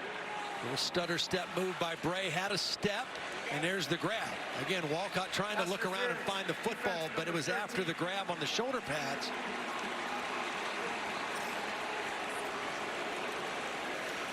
Doesn't allow the receiver to make a move towards the football. Impeded his movement in football, so they're right back where they were a minute ago. 1st and goal inside the 5-yard line. And again, the running ability of Spencer Sanders here without Jalen Warren has to be part of the package here for Oklahoma State. Give him credit. He's had a rough day, but he's leading them back. Touchdown! Dominic Richardson untouched. Well, excellent block. Just caved in the whole side. Watch this offensive line get movement, get pushed. They have not run the ball very successfully that time. Anybody could have run through that hole. Beautiful execution at the point of attack. And Oklahoma State climbing back in this one. Midway through the 3rd, just going for 1. Make it an 8-point game, 1-score game. Tanner Brown, the extra point. So Dave Aranda will be asked about his decision to go for that 4th down with everything going his way. Regardless of the outcome of this one, that was a key decision. Yeah, I mean, and it just, at that point of the field, you didn't need it. You know, Baylor took advantage of turnovers by Oklahoma State. That's just like a turnover when you go for it in your own territory and don't make it. Oklahoma State capitalized.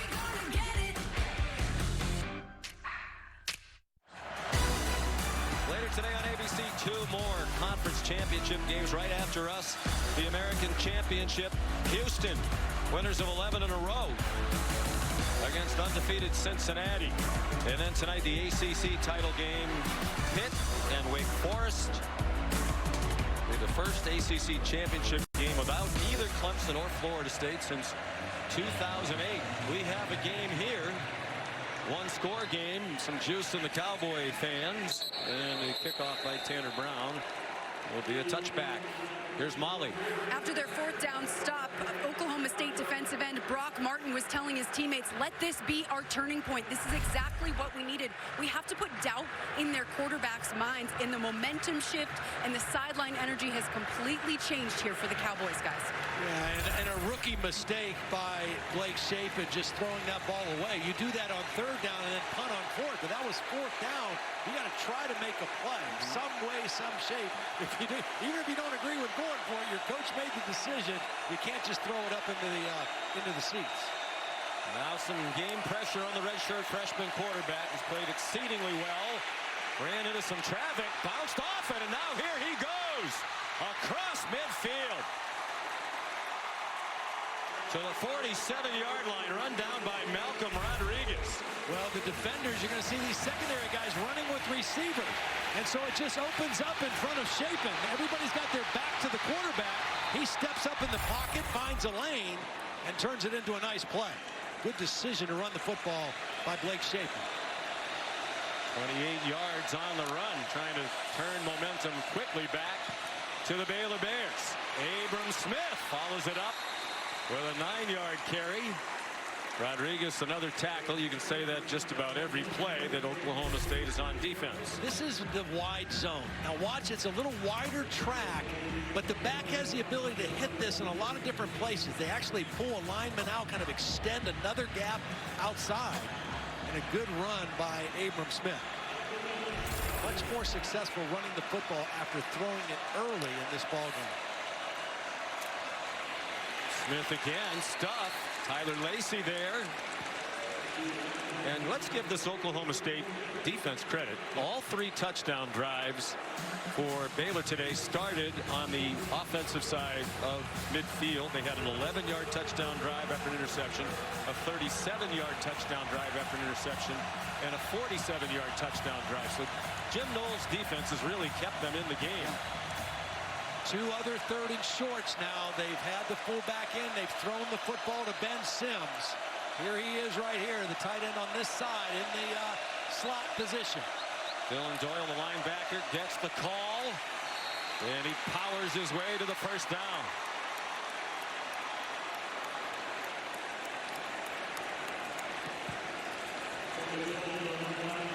There's a good chance after that play is to go play action and take another shot down the field. Again, their go-to guy has been Tyquan Thornton, number 9. Looks like he's going up to the short side of the field into the boundary. Good opportunity for that in this part of the field. The 36-yard line, 5 minutes to go. 3rd quarter.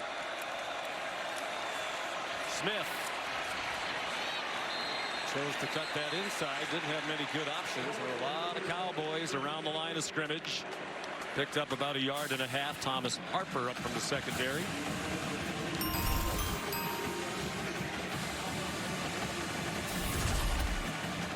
Selection show on ESPN tomorrow at noon. It might be a long night for that committee. There's a lot of football to be played here today. Trickeration. It's going to be a throw from Thornton, and well defended. Trying to get it down the field. Now a flag down. Oh, I wonder if this is intentional grounding.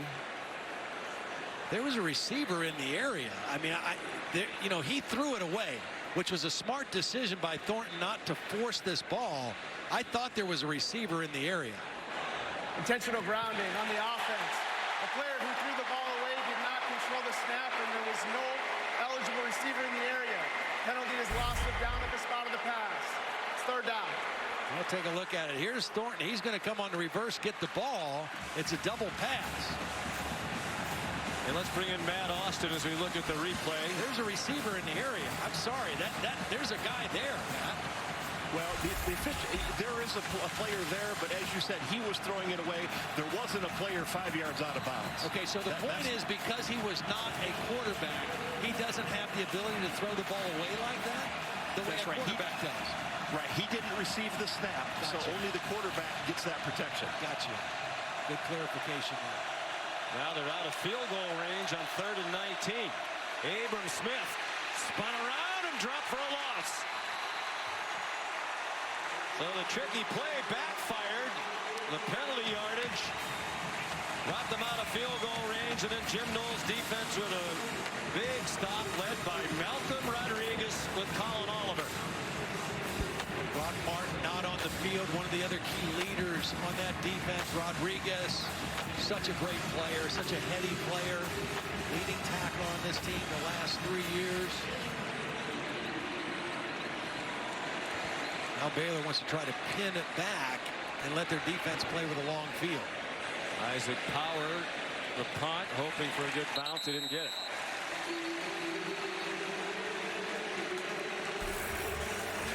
As they've done all season long. Well, Oklahoma State leaning on the defense, and they continue to get enough from the offense. They're down by 8.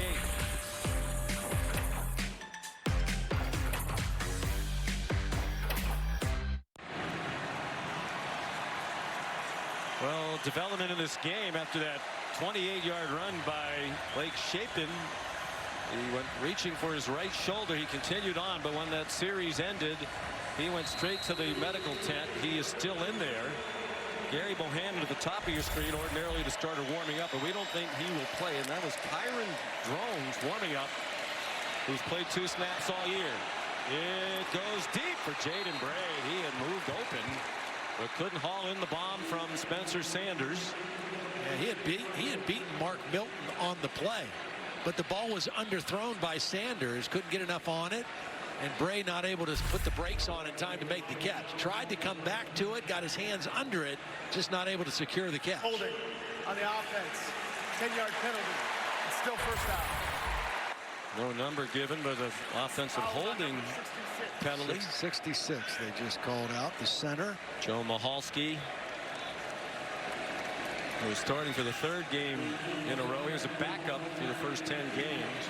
Danny Godlewski, who was the starter, is injured.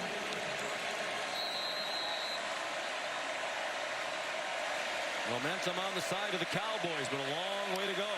90 yards from a touchdown. And on 1st and 20, it's Desmond Jackson for nothing.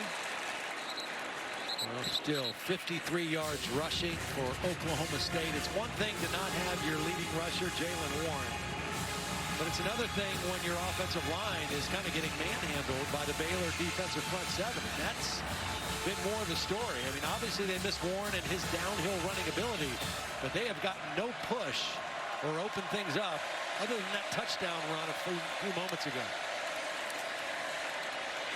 Sanders under pressure, throws it away. Flags thrown. Okay, now here's my only question about this. Is this a catchable pass? No. Because Sanders is clearly throwing the football away.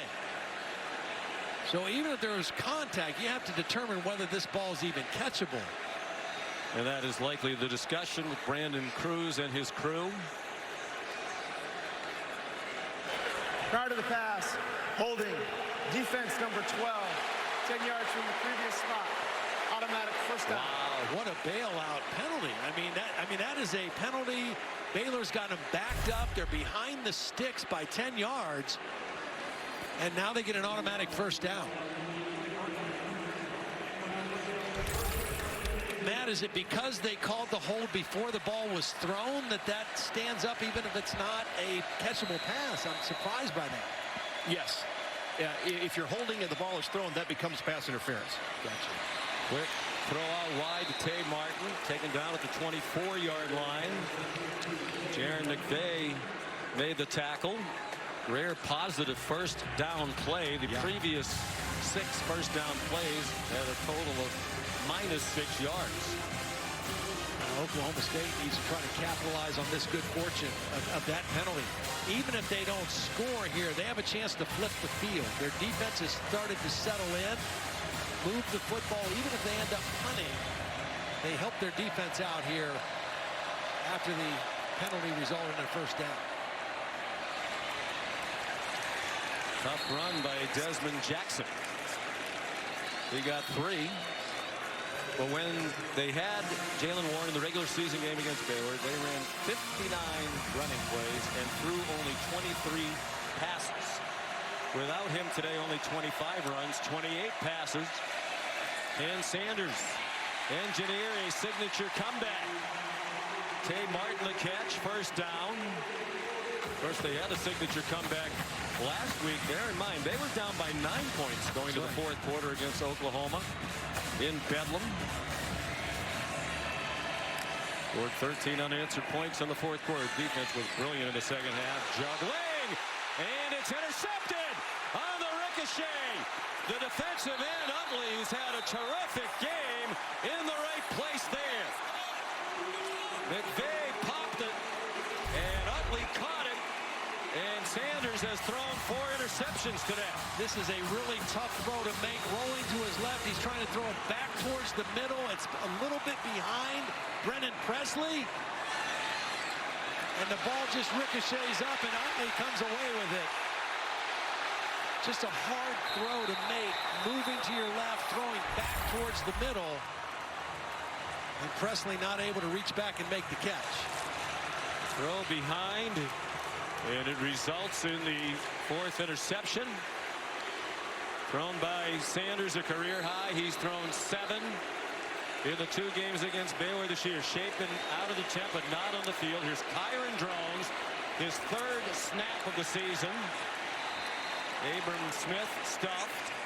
He played 2 snaps last week against Texas Tech. Shapen ready to go and sprints on. Apparent shoulder injury for Shapen. Like he was grabbing at his throwing shoulder. It wasn't on the hit. It was when he hit the ground. He landed on that right shoulder after that run. They are in field goal range. At this point in the game, a field goal to make it a 2-score game would be huge. Started out completing his first 17, 2 out of 7 since. Threw that one in harm's way. It's caught by Drew Estrada. Jason Taylor had a chance to maybe step in front of them. I mean, he was running to that part of the field, but I don't know that he saw the football. And if he caught it, he'd still be running. Yeah. He's reading the route, but he just doesn't make a play on the ball. Interesting. They have to run another play here in the 3rd quarter. 3rd down and 8, just inside the 20.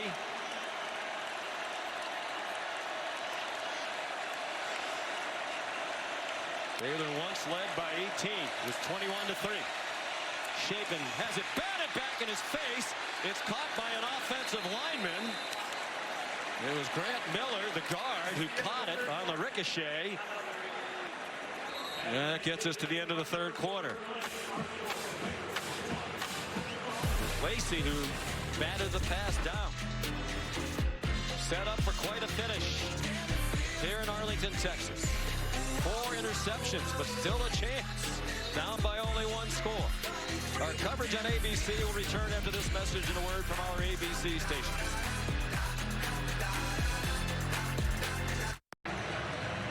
Aerial coverage on this beautiful day in Dallas-Fort Worth provided by Goodyear, making the plays that move you forward. Goodyear, more driven.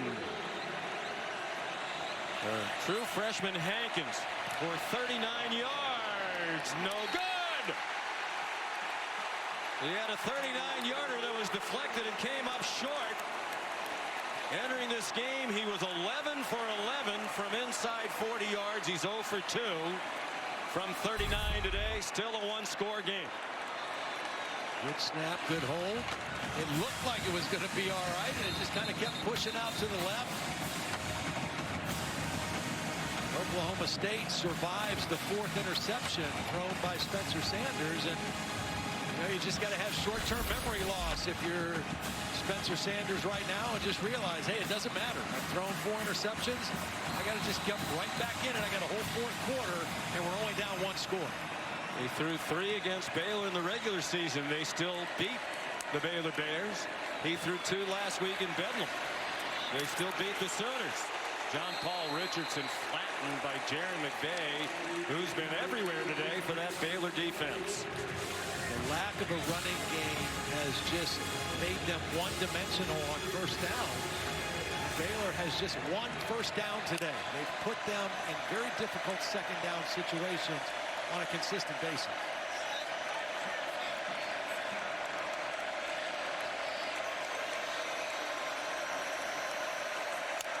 Pistol with Dominic Richardson, the running back. Pressure up the middle. and Sanders goes down. Terrell Bernard was first there for Baylor, and a big loss back to the 12-yard line. Well, Micah's coming here, and then Bernard's coming right behind him. Here they come together. It's the big fella, and the linebacker gets to the quarterback. Another impact of the loss of Jalen Warren. If you watched Bedlam last week, you saw it.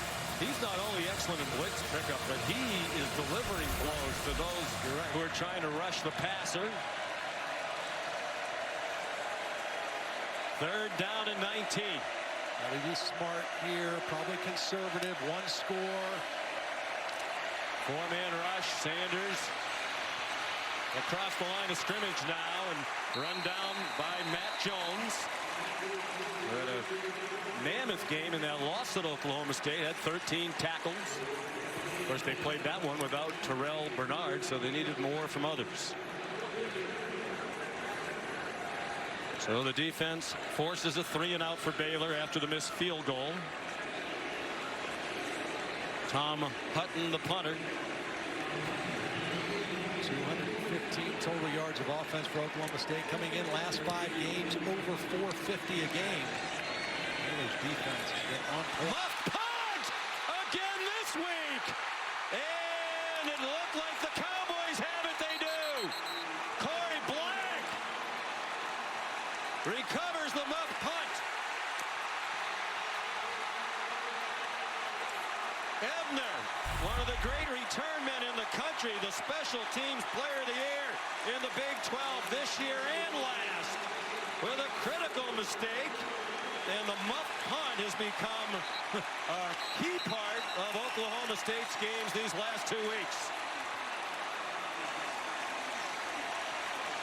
They lost a punt last week, a muff punt that led to a touchdown after they had a fumble that led to a safety to put them behind by 9 in the third quarter. And it was a muffed Oklahoma punt that helped them back. And now it's lost by Ebner. Screen pass. Richardson, and the defense rises up again. Chidi Obanaya. Obanaya did a great job reading that play. He was an interior lineman. He read the screen, read the movement of the line, and got out there. And again, no gain on first down. Forcing a 2nd and 10 here for Oklahoma State after the turnovers. Ron Roberts is the defensive coordinator. Spencer Sanders, 20 out of 32 passing for 164 interceptions. Safe pass, Jackson, room on the corner, belted out of bounds on the near sideline by J.T. Woods. Great block by Jaden Gray. You know, a lot of times you see wide receivers try to hold that block and they get called for holding. He did a great job of just moving his feet, staying in front of the defender and getting the corner secured. Big third down and 5 here. You'd have to think if they get even a little bit closer, probably 4-down territory. Without their best weapon. Great field position after the turnover and needing 8 to top. Double pass. Brennan Presley. Not open. Sanders is open. Sanders puts his head down and gets the first down by 1 yard. At first, from up here, it looked like Baylor had this play covered. Like they were expecting the throwback. First of all, Sanders almost gets knocked to the ground by Dylan Doyle. He's still able to get up, make the catch, and get the first down. At the 19. Four-man rush. They push the pocket back. Sanders threw it away, and it's ruled incomplete for the moment. Obanaya with the bull rush just kept forcing Spencer Sanders back, and now the officials are going to talk about grounding. Intentional grounding. Offense number 3. Threw the ball into an area with no eligible receiver. Penalties, loss of down at the spot of the pass. 2nd down. Matt, what do you think? Well, this is a good call for intentional grounding. If the quarterback is contacted, then he throws the ball, he's got to get it really close to a player. If he starts his arm movement, then gets hit, you give him a lot more latitude. But in this case, that's definitely grounding. Obadiah just ran right through Hunter Woodard, the right guard, and just got into Spencer Sanders. And not only do you lose the yardage, you lose the down as well. So now it's 2nd and 22. Back at the 31. 11:14 to go. Oklahoma State once trailed 21-3. Plenty of time for Sanders. Zings one for Tay Martin. Held on to the ball. Got the penalty yardage back, plus 1 or 2. Took a hard hit from Christian Morgan. Boy, he's been as good as advertised now. That's the 11th time they've targeted him today. He's making catches outside. He's making catches, the tough ones, coming into the middle of the field. His 7th catch for 77 yards now. That was a 14-yard play. Make this 3rd down more manageable. 8 to go. Movement up front on the pass rush. Throw caught. Down at the 1. Desmond Jackson the catch. The stand-in for Jalen Warren with Dylan Doyle right there. 1st and goal. Well, Dylan Doyle, the middle linebacker, had a long way to go to get in coverage, and he was late. And it was a nice throw to Jackson. And they're down inside the 1-yard line. He did not have a catch all season long. Some of the Oklahoma State people think that should have been a touchdown. They've looked at it at the replay booth. Looked like his elbow was down. Shy of the goal line. 1st and goal. Desmond Jackson, the running back. Desmond Jackson thrown back. No gain. They even lost a foot or 2. Cole Maxwell, boy, that front 3 has played well. It's really been a front 6. Collectively, they've done the job along that line of scrimmage.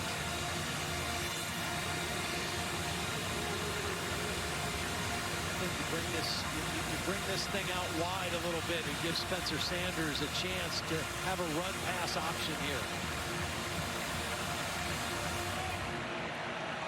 A little spread formation with 3 receivers to the wide side of the field to kind of spread out this Baylor defense. Jackson surging toward the end zone.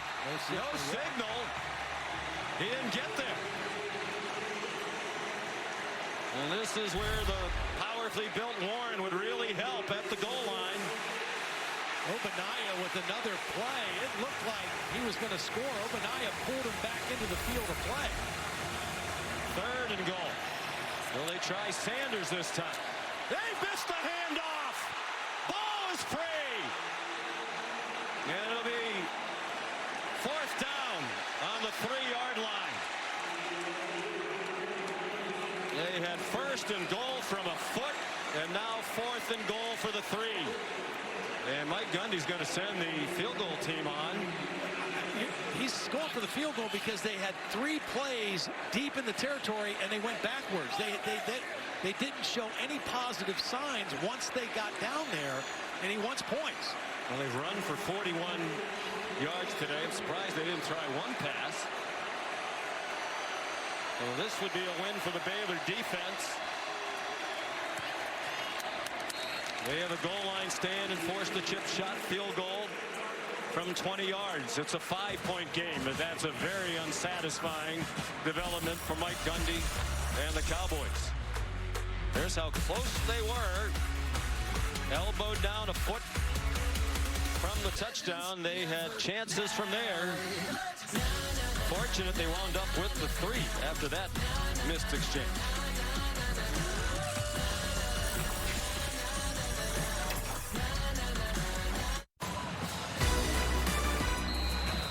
Coming up right after we're finished here in Arlington, Texas, the American Athletic Championship game.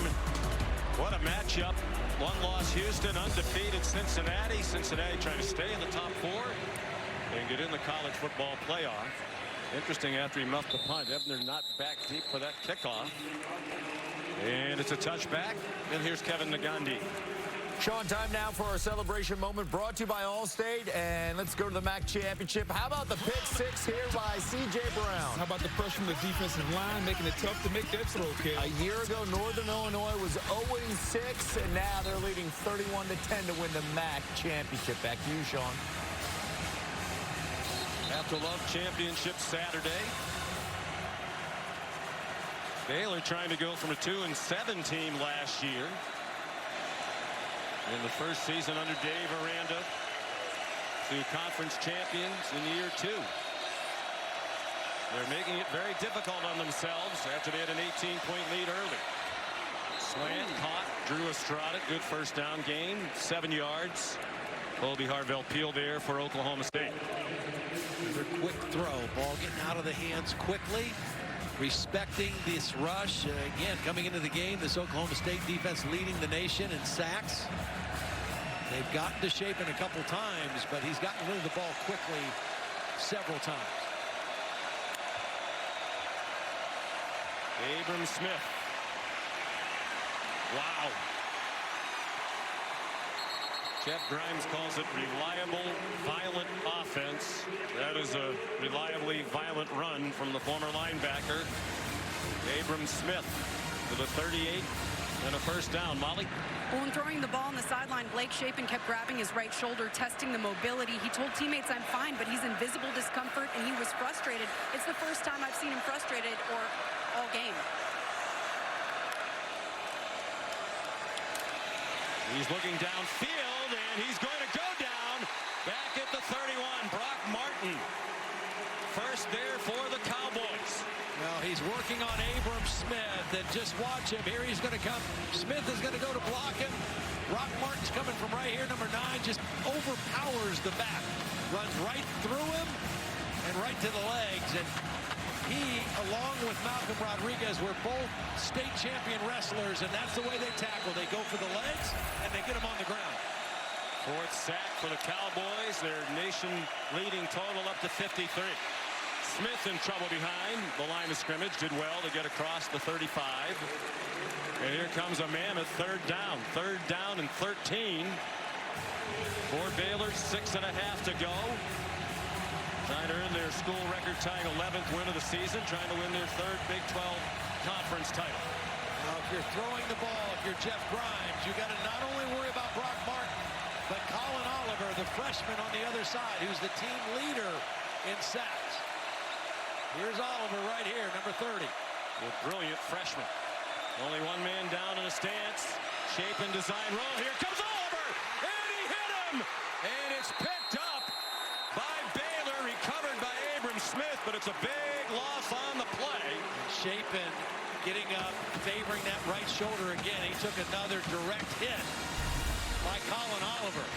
Oliver rushes the passer. They knock him inside, but he doesn't give up on the play. My goodness. And just the acceleration and speed to Shapen. He has emerged as a star in his true freshman year. Mike Gundy called his season unbelievable. Jim Knowles talked about an incredible combination of ability and intelligence. 9.5 sacks for Oliver coming in, led all freshmen. Woo, look at this punt. Almost hit that gigantic video board that hangs over the field. Brennan Presley, the fair catch. 53-yard run. Yet another chance for Oklahoma State. You're watching Dr. Pepper Championship Week, and you'll want to stay tuned. A lot more still to come.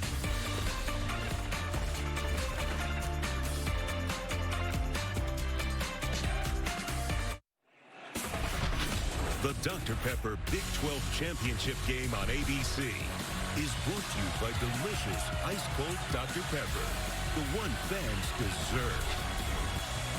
65,771 inside AT&T Stadium. Second biggest crowd since the Big 12 reinstated its championship game in 2017. We had more than 83,000 here in 2018 for Oklahoma and Texas. Oklahoma's run of 6 straight conference titles has ended. Who will win this one? 5:25 to go. Spencer Sanders had a rough day. He could change the narrative here in the 4th quarter. Wise to throw that one away. He's thrown 4 interceptions. The 4 interceptions by the Baylor defense, the most in a Big 12 title game. The previous record was 3 interceptions by 8 different teams.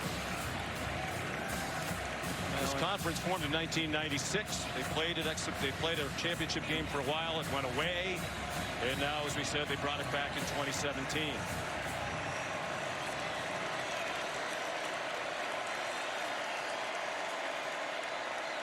They spread the field. No running game at all today for Oklahoma State. Sanders fighting valiantly, lowers his head. Short gain. Jalen Petrie chased him out. And it's going to be 3rd down and 7. You just joined us, Jalen Warren, their leading rusher. 1,100 yards plus on the season. Has not played, undisclosed leg injury. And as a result, they've rushed for only 44 yards. And it's taken their play-action passing game, which has been so effective over the last 5 or 6 weeks, kind of out of the equation as well. They ran for 219 against Baylor in their regular season win. Under 5 minutes we go. 3-man rush on 3rd and 7. Sanders over the middle, short. Tay Martin stopped. Well short of the first down by Al Walcott. And it's 4th down and 4. And after some hesitation, here comes the punt group. You run crossing routes when you expect it to be man, but this was zone coverage. 2 deep zone. They dropped and kept everything in front. And that's why Martin had nowhere to run with the football after the catch. Drew Estrada now back for the punt after Ebner with the muff. At this point, just make sure you don't have a catastrophe back there. Taking doubt, just get away from it. That's what Estrada is telling them to do on the Hutton punt. They'll roll down to the 27-yard line. 42-yard punt. Give you a chance to cheat during the break. The Aflac trivia question. Oklahoma State trailed by 18 points today. We want to know, what is the largest deficit they have overcome to win in Cowboy football history?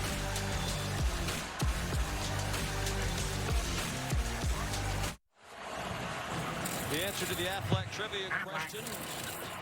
Largest comeback win in Oklahoma State history is 20 points. They trailed 20-0 at Colorado in 1979 and won 21-20. This wouldn't be the biggest comeback, but obviously among them. And here's Abram Smith. Dropped for a loss by Brendan Evers, and Mike Gundy will use his first timeout. He has 2 remaining, and all 3 in possession for Baylor. And Sean, you got to think that Mike Gundy and Jim Knowles are thinking this quarterback may not be able to throw right now for Baylor. He took a couple hard shots on his right shoulder. We need to stop the run. So 1st down, they ganged up on the line of scrimmage. You got a negative yardage play. You got to feel they got to think they're going to get a 3-and-out with 3 handoffs here. We talked at the beginning of the telecast. This is not even is it not your father's Big 12 anymore. It's not even your older brother's Big 12 anymore. This conference known for so many years for its wide open offense. Neither team has 250 yards. These are 2 great defenses and 2 offenses playing shorthanded. Yeah. Baylor without its starting quarterback. Chapin's filled in well. Oklahoma State without its leading rusher, Jalen Warren. They haven't really been able to run the ball at all in his absence. Really 3 outstanding defenses in this conference. Iowa State, John Haycock, and that's why those 3 teams played close ball games all the way through.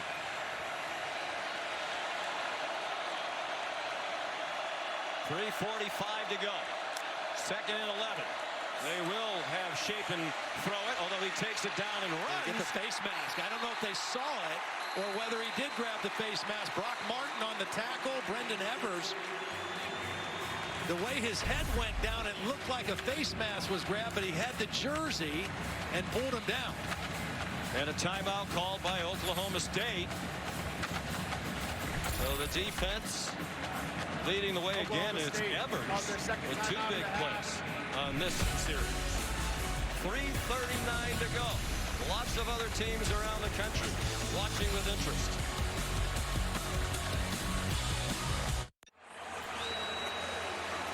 Aerial coverage provided by Goodyear with you every mile on the road to greatness. Goodyear, more driven.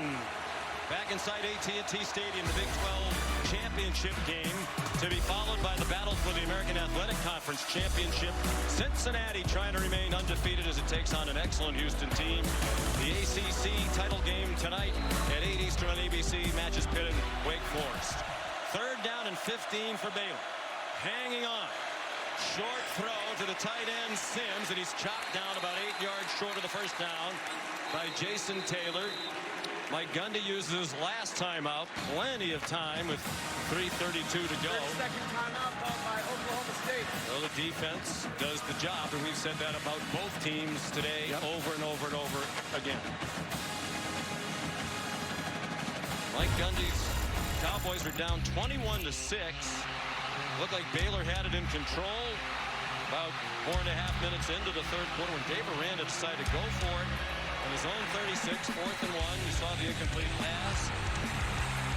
Oklahoma State scored a touchdown. Then they got a muff punt that they took to the 1 and had 1st and goal inside the 1. Had to settle for a field goal. But they were then 5. Rallied from 9 in a wild Bedlam game to beat Oklahoma last week. In that Bedlam game, Presley, who is back to receive this punt, had a 100-yard kickoff return in the Also first had a half. muff. Yes, he did. He had both. Rocket of a punt. And Presley makes a diving catch at the 10. 61-yard boot by Isaac Power, appropriately named there. 61 yards in the air. I mean, that thing really took off in here. So field goal does Oklahoma State no good. 3:23 to go, 90 yards with no timeouts. The time really shouldn't be an issue. No, but what's been the issue for Oklahoma State is first down production. That's been the problem. They have been so bad on first down without any running game that they've been behind the chains. It feels like just about every possession they've had the football. Spencer Sanders was a huge part of leading them back last week. His 37-yard touchdown run was the first score after they went down by 9. Shovels it ahead. Desmond Jackson bounces down very near the 20, and it looks like a first down it is. A productive play on first down. Bryson Jackson is down at the end of that play. He was involved in the tackle on Desmond Jackson. As they tended him, let's go back, Todd, and take a look at the college football playoff rankings entering today, because we talked about how the results of, in particular, 3 of these championship games today affect so many other teams. And right now, Notre Dame, Ohio State, particularly Notre Dame, cheering like heck for Baylor to hang on and win this game, get Oklahoma State out of the way, and perhaps clear a path for the Irish. And still the possibility of chaos today that could bring some of those other teams, including Baylor, back into the picture. They'd need a lot more chaos the rest of the day. Yeah, but the thing that they would have on their resume is, if they hold on and win, a Power 5 conference champion, you know, and that you got other teams that are at home watching right now that would have a similar record. So that would carry some weight with the committee, but a lot left to play today and a lot left to play right here with 3:14 left, and the Cowboys have the ball set on a first down. Baylor protecting the lead. They bring pressure, and Matt Jones hit Spencer Sanders in the back as he wound up to throw. What a game it's been for Jones, including one of the 4 interceptions for Baylor. Yeah, just beat the left tackle, Cole Birmingham. It was just a 4-man rush, but he got to the quarterback, and Sanders lucky that he threw that ball before Jones got there. It would have been a sack fumble.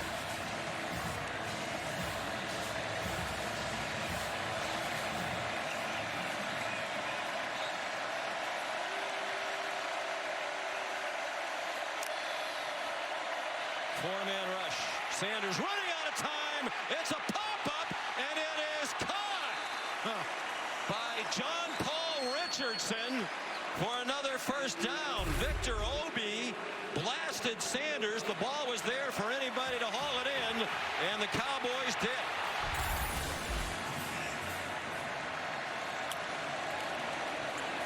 They mix in the run. Desmond Jackson. They're getting it 10 yards at a time. They went from the 10 to the 20 to the 30 and now to the 40. And still plenty of time. Just under 3 minutes. Left tackle Cole Birmingham a little shook up at the end of that play. Keep an eye on that. Quick pass out wide to John Paul Richardson. He had only 14 catches all season, but he's emerged. You never know in these title games who's going to step into the spotlight. Remember, in college football, even though Oklahoma State has no timeouts left, the clock stops if you get out of bounds. If you make a first down, it stops until they reset the chains. 41 pass attempts, a career high for Spencer Sanders. Throws another, wide open and caught. Richardson again. The freshman from Missouri City, Texas, the son of the former NFL player Bucky Richardson. That was what is a Tampa 2 defense. Dylan Doyle trying to get deep in the middle. Couldn't find the receiver. Out wide to the other side. Blaine Green lunging for the marker. And Oklahoma State, Todd, now has plenty of time. Yeah, but you don't want to score too soon. On the other hand, they have nice rhythm and tempo, and they have the defense on the heels. Right, and you have a quarterback on the other side of the field that's a little banged up. So not as worried about giving them time as you are maybe earlier in the game. Right now, they've got to keep this momentum going with their offense. Sanders ran to the 30 for a first down. Not anything Blake Shapen can do right now.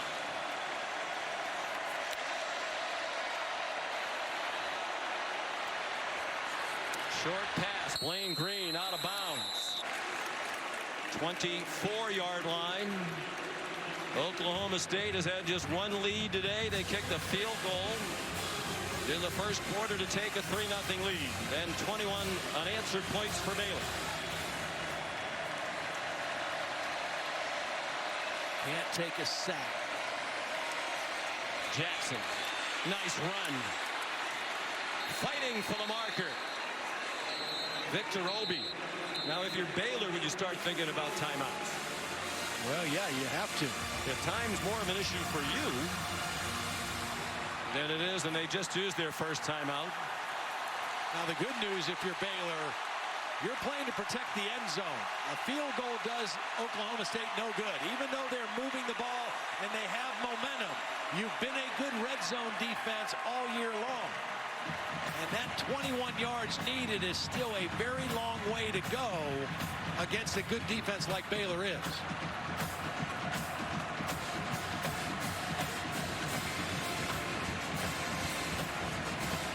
Talked about you never know who will emerge. Desmond Jackson stepping in today for Jalen Warren. Have not caught a pass all season.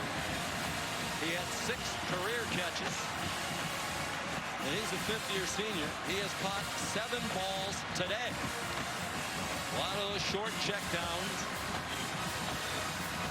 He's caught. Need to get this first down. Yeah. He's caught some balls. Of course, Tay Martin has caught 8.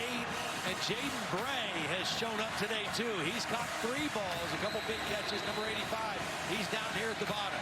Bear in mind, they couldn't get this length on first and goal. They're not going to run it. It's a quick slant for Tay Martin.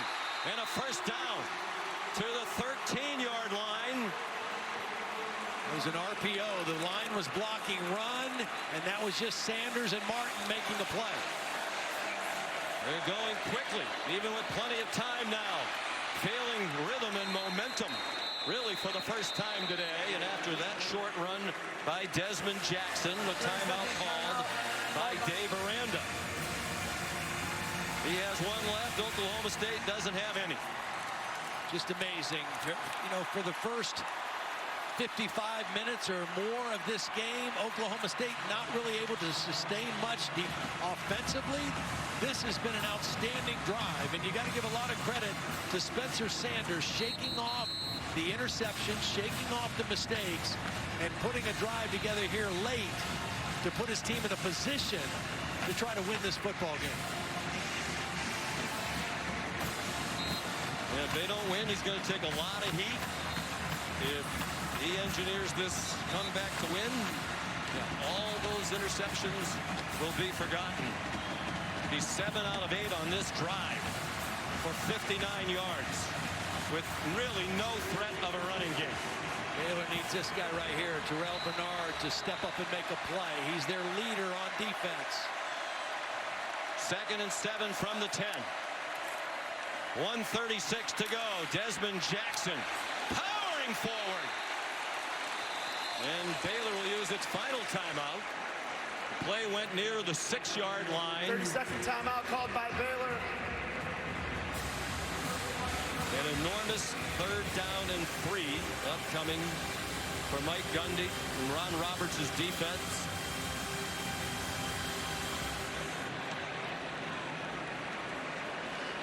Well, we've seen they've had a very hard time running the ball.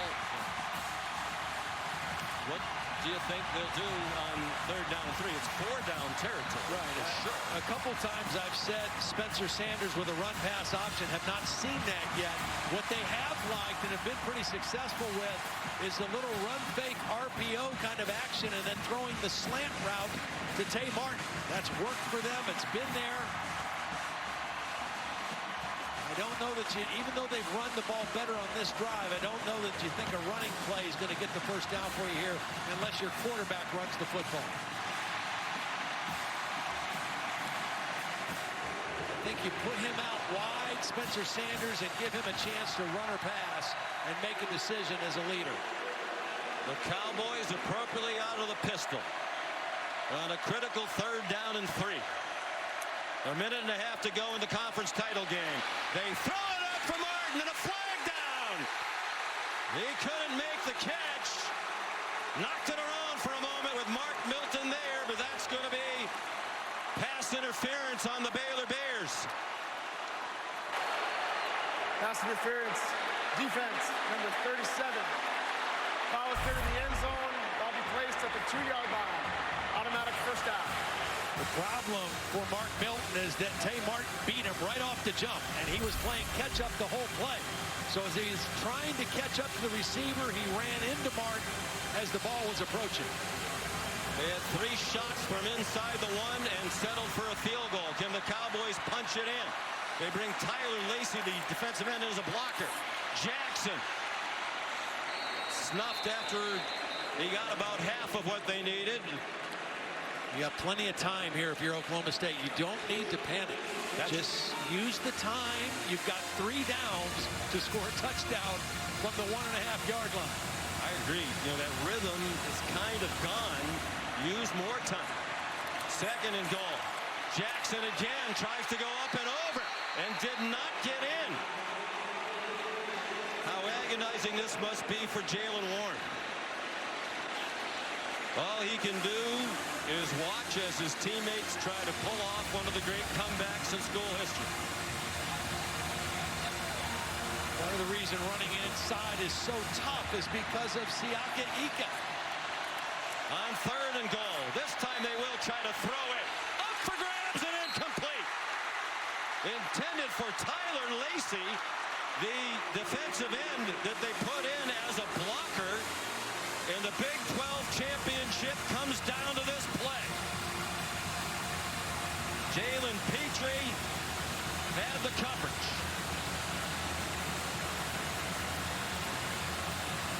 Got to bring Tay Martin back in. He's got to be one of your possible options here. Play clock running down. Neither team has a timeout. Well, they pumped it back up to 18 seconds. Can they finally get in from the 1?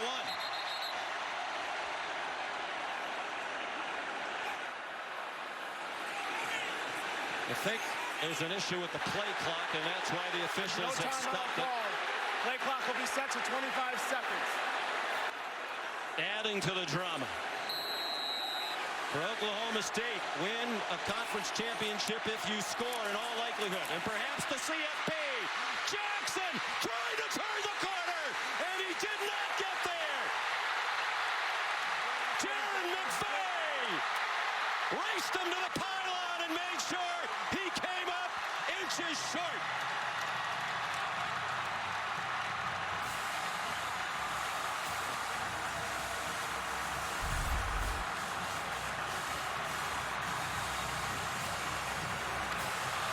No question about took the call. He didn't get to the pylon. McVay in his 59th career game for Baylor with one of the big plays in the history of their football program.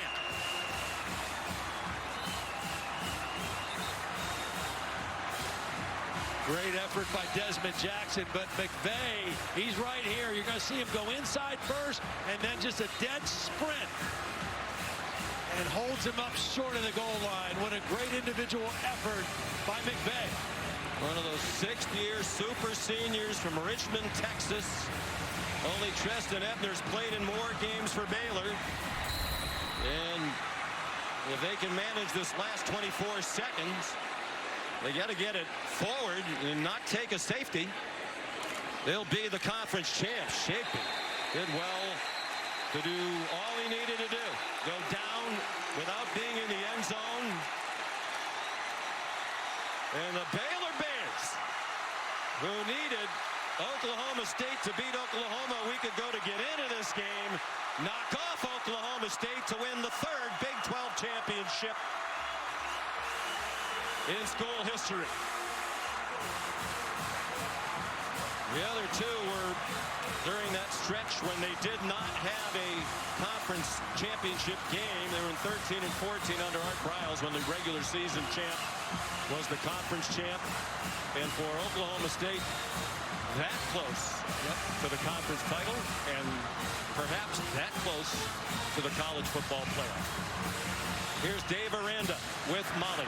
Coach, as a defensive guy, you've got to be so proud the game was in the hands of your defense. What was it like watching them get you this win? You know, just knowing Jalen Petrie, knowing Terrell Bernard, just knowing all of those guys, and knowing Apulaika and just the pride they have and their craft, knowing the growth they've made as a person. I mean, to see that effort and that fight is just definitive of what's been happening without all the eyes that are on us today. And so I'm blessed to be a part of all of it. Blake Shapen with just his second career start in a championship game. He looked unflappable. How proud are you of your redshirt freshman quarterback? Just real gritty. I mean, you know, he got hurt on one of his scrambles and fell on his shoulder. Had to go back in, get looked out, ran back on. And so we were trying to run the ball and kind of take some off of him. And just his fight throughout, the players backing him up, you know, Blake's competitiveness and his fire and his belief. It's a great team. You're 2-7 last year. Now you're conference champions in just your second year with the program. What did it take to get to this point?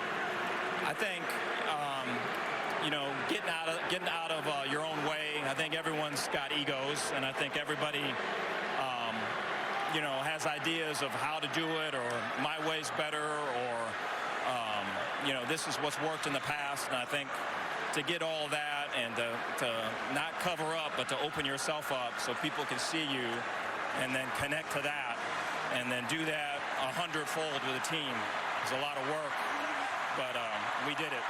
Coach, hindsight is 20/20, but what are your thoughts about your decision to go for it on fourth down? That kind of keyed Oklahoma State's comeback a little bit. Yeah, I think we've always been that way, and I think, you know, I think that's somewhere where I think myself, going for it, I think was the right call, but I think coaching pointers to Blake is like, hey, like, this is it. We can't throw it away. We don't have another down. You have to be able to make it.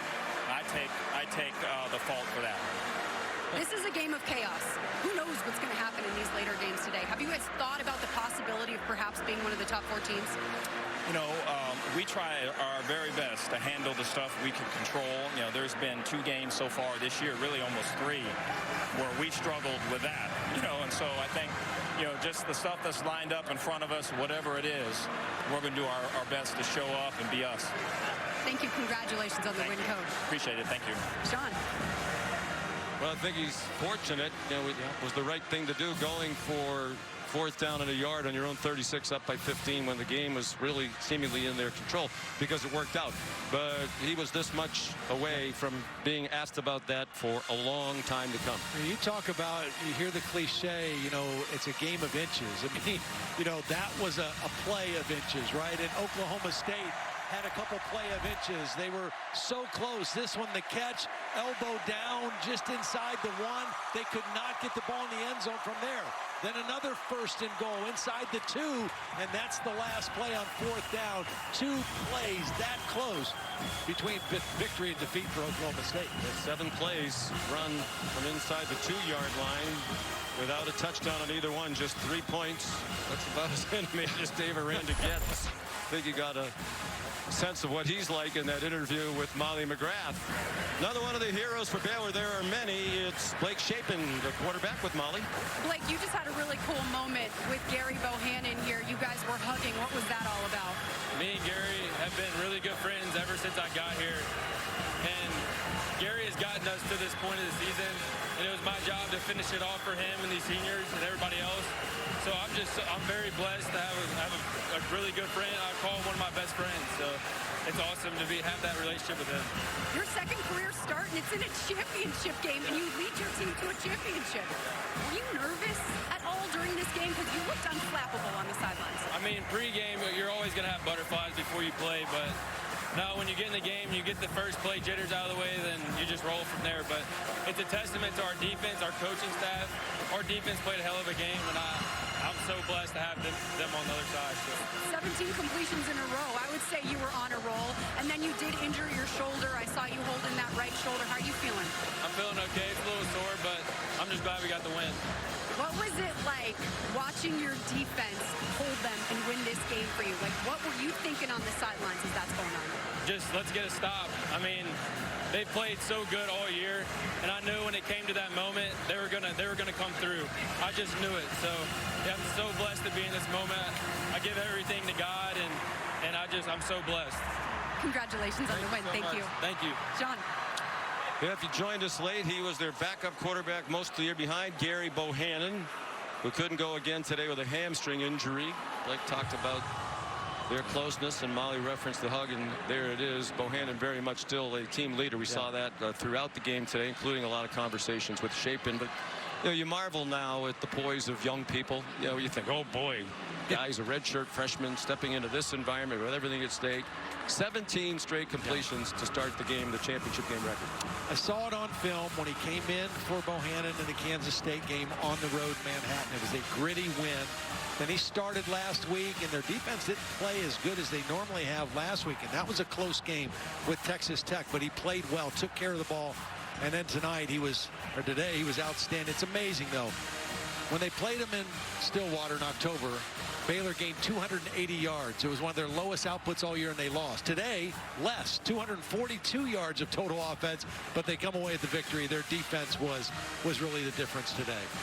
And we talked about the Big 12 has become the conference of defense.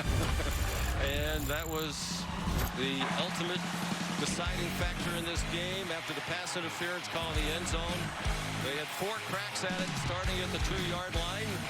Jackson inside a couple of times. They tried to throw to a defensive end, Tyler Lacey, and this was the one that the whole season came down to. And it's Aaron McVay running down Desmond Jackson, who fought valiantly. You know, we talked about it a lot during the game, but you don't want to overkill it. Baylor also played without a very important player in Bohannon, but the absence of Jalen Warren was especially down there by the goal line. I mean, he's a built low to the ground, power runner, north-south. That's where they needed him the most, and just came up short. We're awaiting the trophy ceremony, but these players having such a good time celebrating with each other, they have no great rush to get up onto the platform. Again, you just think about Baylor now. Dave Aranda still kind of learning how to be a head coach. They're 2-7 last year. He makes a complete change of his offensive coaching staff this year. He brings in Jeff Grimes is a new offensive coordinator, a couple other new assistants. They totally changed the way they play offense. The defense continues with Ron Roberts, and they go from 2-7 now to 11-2. Quite a turnaround. Yeah, matching the school record for wins in a season. They'll have one more game to go. Here's Molly McGrath on the podium. Welcome to the 2021 Big 12 Championship Trophy Ceremony. Congratulations to the Baylor Bears. And we're here to present the most outstanding player in just his second career start. It's quarterback Blake Shapen. Blake, just your second career start, and you're holding this trophy. Can you just appreciate this moment? What does all of this feel like to you? It's amazing. It's a testament to my teammates, my coaches, everyone that's been involved. I'm so blessed to be in this position. I thank all my teammates. If it wasn't for them, I wouldn't be in this situation today. 17 straight completions to start the game. What was going through your head in the beginning of this game on this stage?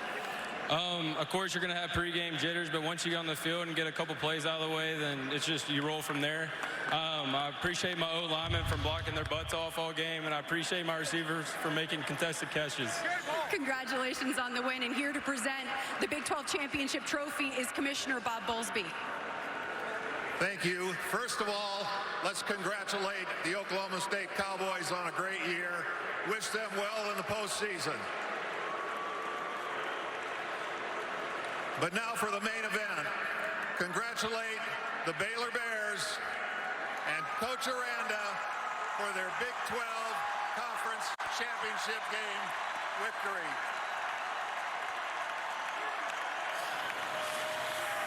Coach Aranda, you just passed off the trophy. You just passed off the trophy to your team captains. When you were just announced as the Big 12 champions, I saw you. You got a little misty in the eyes. What does this moment feel like for you? No, there's guys that could have left and decided to stay. There's guys that were used to certain things, and the things that we were doing weren't those things. And you know, they've had success before, and that to go through last year and the failure and the frustration, and then the coaches leaving, and however many coaches have coached me in my career, I think it's way special that you can open yourself up to trust again, to love again, and be a team. Congratulations on the win, Coach, and congratulations to the Baylor Bears, the 2021 Dr. Pepper Big 12 champions. And who knows? They'll watch the rest of the day with interest. Hope for a lot of chaos on the other teams ahead of them in the college football playoff rankings. It's still a long shot, but there's faint hope alive in Waco. And a lot more hope in South Bend. That's correct. There's still a lot of great football to come, including Cincinnati up next in the American Championship game against Houston. Final score in an epic Big 12 championship game. Baylor 21, Oklahoma State 16. For Molly McGrath, Todd Blackledge, our great crew led by Josh Hoffman and Scott Johnson. Sean McDonough saying so long from Arlington. Let's go back to the studio. Here's Kevin.